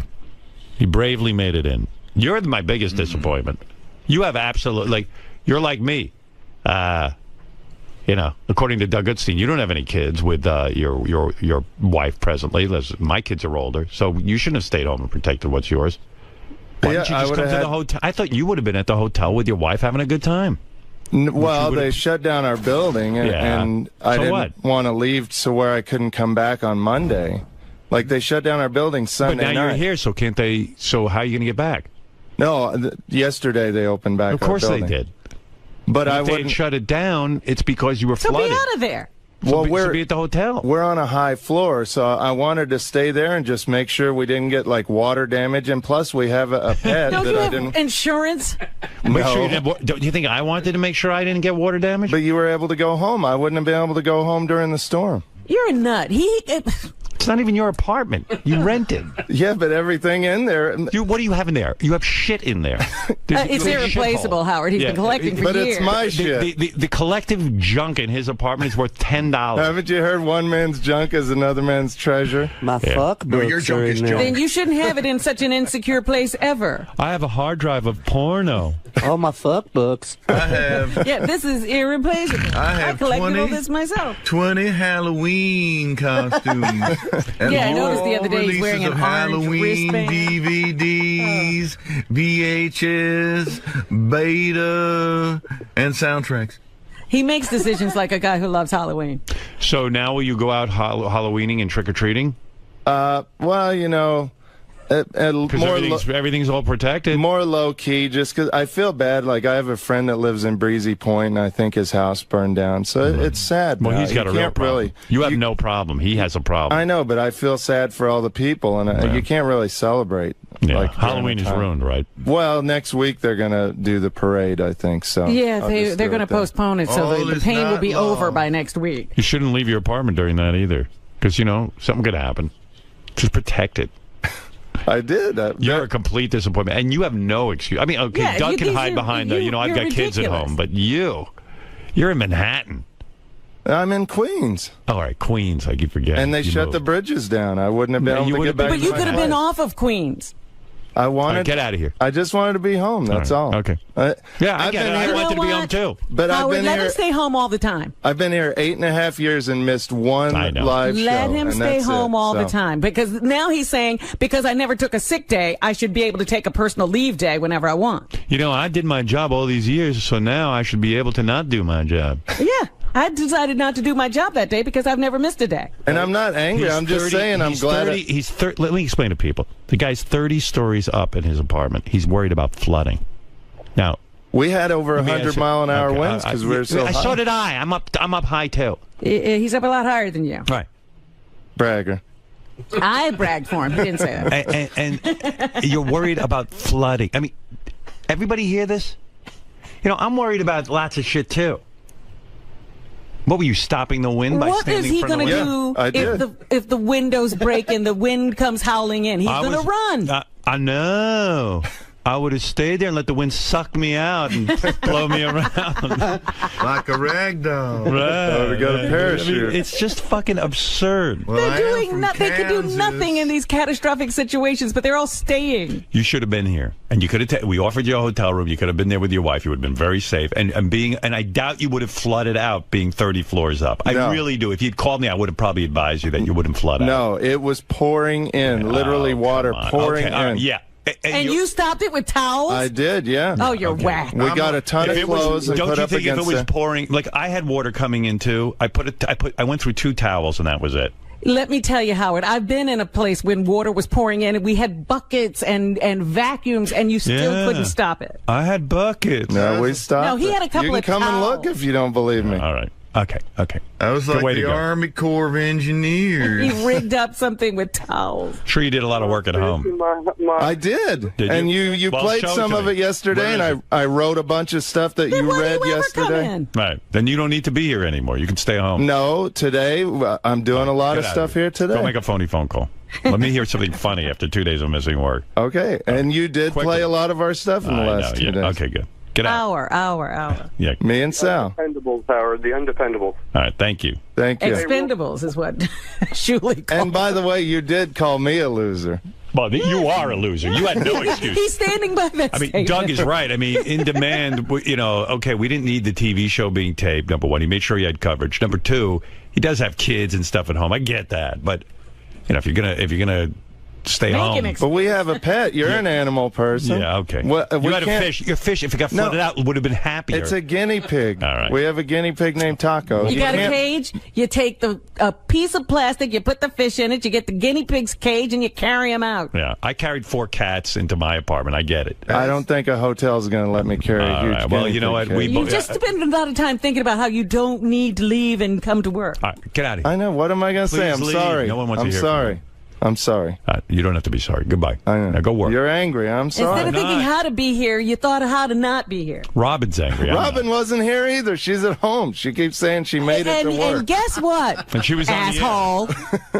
I was here a week after a fucking 12-hour operation. Yeah. Dickhead. Get Sorry. out. Get out. Now you've insulted. Asshole. Yeah, now you've insulted Robin. Don't you fucking ever mention my name. All right. Wow. Yeah, you're on the outs. Sorry. You've ruined everything. Good job, Rick. Good job. Glad I came to work. Yeah. I know. I could have been yelled at yesterday and Monday.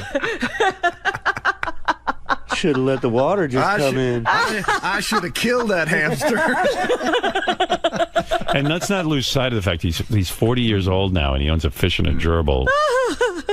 You know what I mean? Time to grow up. All right, anyway, as you can see, the love is in the air. Richard. Well, I got some reaction out of Robin now. I know. I've never heard her. Well, I've heard her like that before, but it's been a really long time. You're extremely red right now.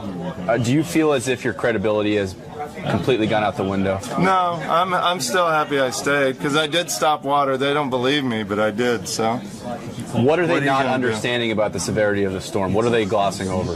They think I'm a retard. That's pretty much it. I think once they get in their mind that you're a retard, there's no excuse that's going to be good enough. So you alluded to the 8.5 years where you've only missed one live show. Do you feel like that was all to that film Harold and Kumar, and Howard gave me the day off for that. Do you feel like a lot of that's been, shot out the window because that long Cal Ripken-like streak you had going there? How quickly people forget, huh? No, but do you feel like that's completely irrelevant now that you just because of this week, or will this too blow over? Yeah, no. If they look down on me from now on, they haven't always looked up to me anyway. So I don't know what I could do to make them look worse at me. But you couldn't have gotten much lower, but you somehow managed to. Somehow I got lower, and I'm more worthless than they thought I was before. So well, congratulations. Thank you. I'm glad you're safe, though. Thank you.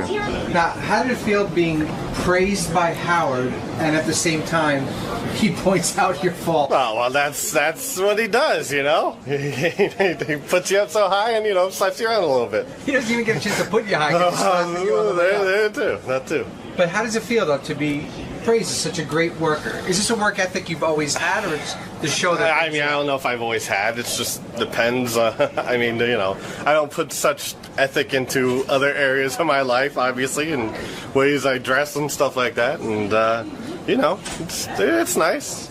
Now, regarding the tapes you played with, you and Jason having issues, is that ever going to be resolved? I'm sure with time, time heals all wounds, and unless he keeps talking about me again. And will one of those wounds be your fingers? Well, maybe. And do you blame this guy standing next to you for ratting out that no. about being unfollowed on Twitter? No, he's just doing his job. Thank you, JD.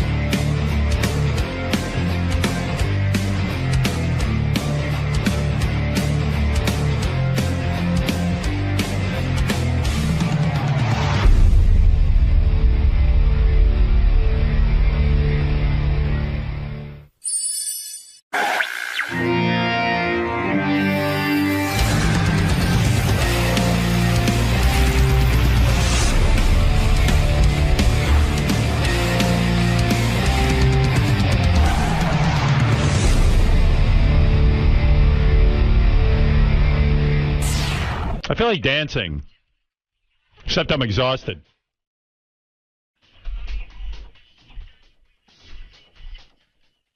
Where's Lisa G? I bet she dances to this. You think she can do the dance? What? You think she can do the dance? Oh, yeah, she can do the dance. Those big boobs in here. Shake them up. Hey, Lisa. No, I was saying you would dance with me. Yeah, I would. Yeah. I'm not really sure how to do it, but I'll try. How would you approach it, is what I'm saying. Like, how would you dance to that? Could I hear some music? Maybe. She needs inspiration. That's all I know. That's all I know how to do. She's a good dancer. What is that? What do? You do like a cowboy lasso thing. Is that how you dance to everything? No. Oh, that's how you do Gangnam Style. Right. Yeah. She's a good dancer. Practice it.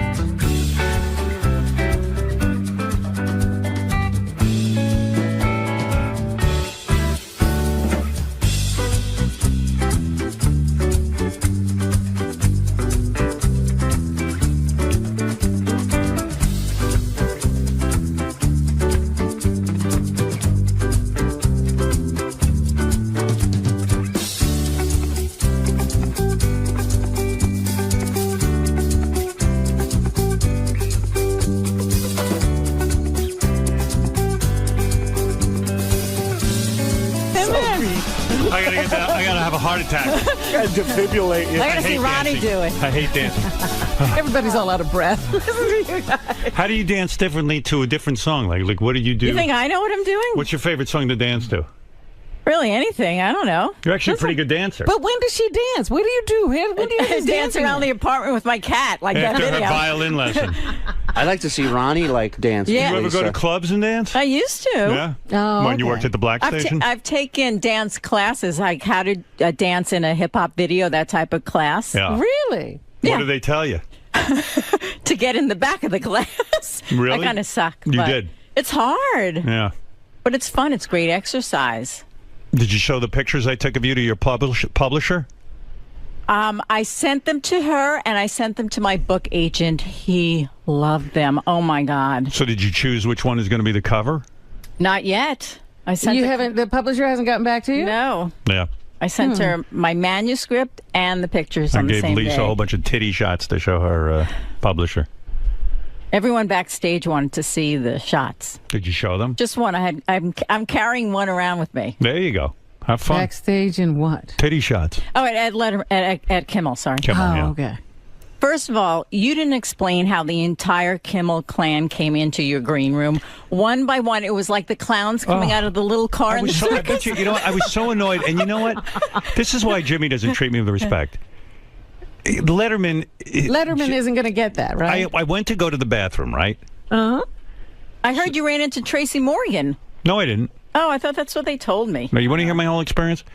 So this is at the Brooklyn Academy of Music, which I had never been to before, I don't think.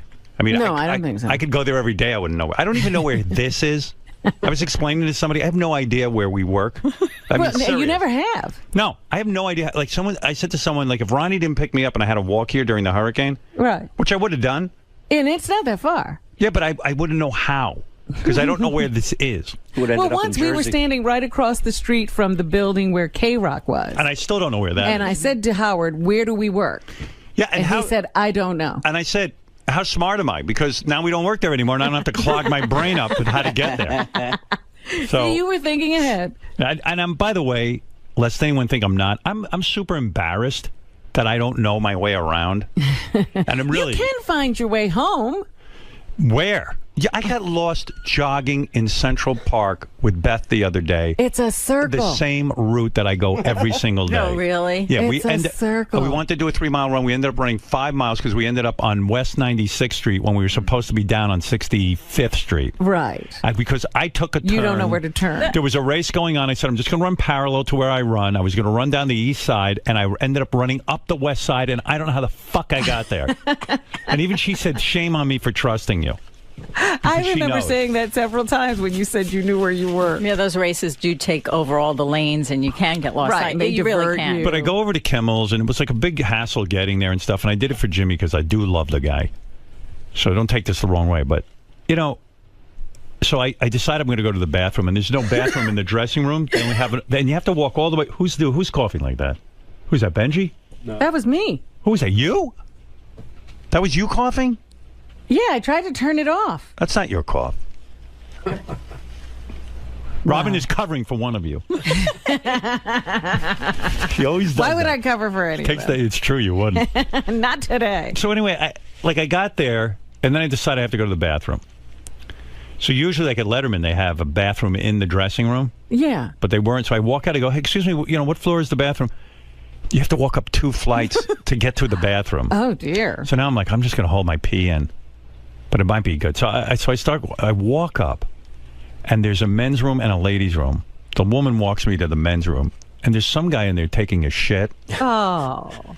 And I won't pee. Even in an empty bathroom, I don't want to pee at a urinal, because if I start to pee at the urinal, someone could walk in and bother me.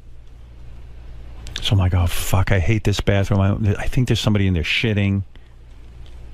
And I said, you know what? This is ridiculous. I said, I'm using the ladies' room, I announce. I'm going to the women's room. I open up the door. There's a woman in there. Thank God she was just putting her makeup on.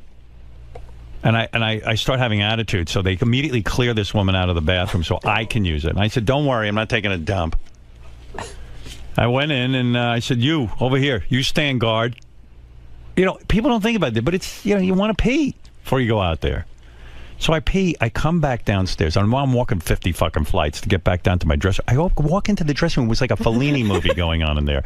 Like, literally, there were like 12 to 15 people in my dressing room. All related. To Jimmy. And it's like, Jimmy, what is it? You bring your whole family everywhere you go?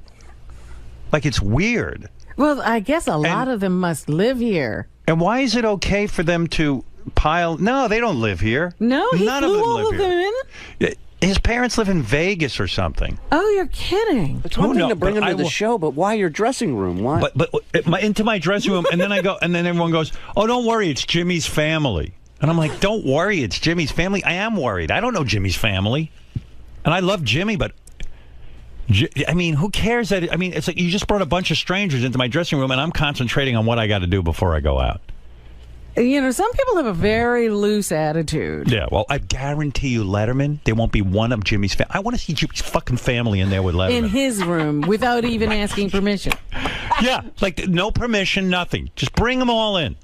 There were a lot of quote-unquote Who let aunts them and in? uncles. Oh, yeah. Like, so you go in, first of all right, so Jimmy's mom, and I'm like, oh, hello. And, like, you don't even, you know, nowadays, I'm not even sure if it's supposed to call her Mrs. Kimmel or something. Like, who even knows if she is a Kimmel? You know, they could be divorced. Yeah, they could be divorced. And Jimmy's probably explained to me 50 times what his parents' situation is, but you know I don't pay attention to anybody. I only listen to myself and my story.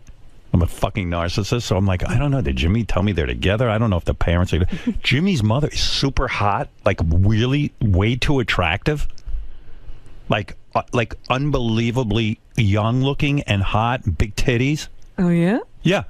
Am I right, Lisa? Like an attractive woman. Yep. It was really weird. I expected some old bag to walk in. That's she was Jimmy's mom? She was already lounging in there. I'm like, I don't know what to say to his parents. And his father's like a nice looking guy, like a normal looking guy. I'm not used to that in families. Yeah, I think they showed him in the audience. No one in my family looks normal. Everyone looks like the Munsters when I'm marching them in. That's why I don't bring That's them why anywhere. you love these shows so much. Yeah, right. Yeah. Yeah, the Munsters. I was like, oh, that's my life. Thought it was home movies. I'm the one white family in the black community. We're the outcasts, and then we walk in the room, people scream. So, you know, like all of a sudden, it was like this really nice-looking, normal. Now I realize why he's not an angry guy. Right. Look, I just saw a picture of her. She's gorgeous. Yeah, she's an attractive woman. Sexy. Like I would fuck Jimmy's mother. Oh. What do you mean, oh? That's a huge compliment. Yeah. Yeah. Look at that. Hey, Jimmy, can I fuck your mother? No, I mean, she's actually fuckable. There's a Like, picture. I don't have any friends with their mothers are fuckable.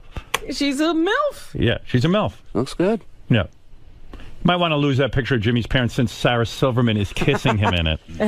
Like that was ages ago. Right. Anyway, so. His brother was there. Yeah. Now, who let them into the dressing room? You were there. Who let all those people in? Like it was crazy. His cousin who works on the show. Sal. No. Yeah, like there's 50 cousins. It's like really weird. It's like a sweatshop. And everyone's named Sal. I thought he lost his. Oh, that was an Uncle Sal. Yeah, Uncle Sal, Uncle Frank. died. Uncle, yeah. Right. Yeah, And in a Uncle way, I Frank's was like, thank daughter. God he died. Cleared out some room. He would have been in my dressing room. Uncle Frank's daughter let them in. Uncle Frank's daughter. Oh, is that she who that was the is? linchpin. And it's like, really? Like, I'm not being a snob, but you're going on, you're going to be performing.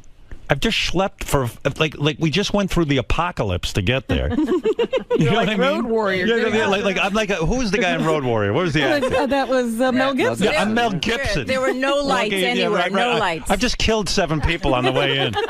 Just to get to the stupid Brooklyn to do a show that no one's going to see because it's all preempted on the Northeast anyway, and it's on at 12:30. I get on. It's a guy watching you on a rock. Yeah. I'm risking my life, and so then I walk in, come in, and there's like 50 of these Kimmels. Next time Jimmy's here, I'm going to let every staff member and their family members go in and say hi to him. He's going to have to suffer through that. We're going to have to get a bigger dressing room. So I was cool with it. I mean, I said hi to everybody, and and then like I hug his mom and I go, oh, hello. I have nothing to say, and I go, and me, I'm like so neurotic. I'm trying to save my voice. I'm trying to kind of get my thoughts together. I have notes written down on pieces of paper, and I'm like, oh, hello. It's so great to see you. And she goes, oh, great to see you. And then his father goes, hello. And I go, hi. And now like Jimmy's fiance's in there, my wife is in there, there's 50 cousins in there, aunts and uncles in there. Well, and quote unquote aunts and uncles, yeah, because they grew up with them. Yeah, like I know. And then you mean these aren't really blood relations? Yeah, to me, these are just everybody from the neighborhood. To me, these are perfect strangers. Like that's all I know. I don't know them. I don't want to know them. And then all of a sudden, the mother and father is staring at me. And I'm staring back at them, and I go, I guess I'm supposed to entertain everybody. Right, like you're supposed to have something to say. So I go, oh, I love your son. Oh, I love your son. Now I'm like, what else can I say? I don't have my card tricks. And they go, yes, we know you do. I said, yes. And then I'm looking around the room, I go, and I love Molly. That's Jimmy's fiance. I see her standing there. They go, yeah, we do too. Well, they're not very much of a conversation. No, not at all. I could hear this whole thing outside the door. Right. So you are telling the truth. I heard every word. Oh, yeah. And then I go, now I'm in trouble because no one appears to be ushering them out.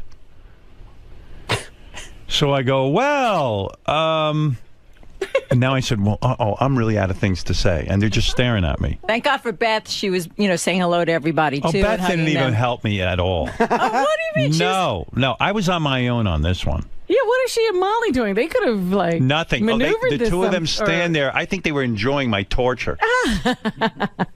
I mean, I swear to you, I walk into my dressing room. 5 seconds I'm out of there. All these people pile in. I thought I was at a shelter for storm victims, like I'd gotten lost again and somehow found my way into a shelter. And so then I go, well, it's so wonderful you're going to have a new daughter-in-law because she's like a terrific girl.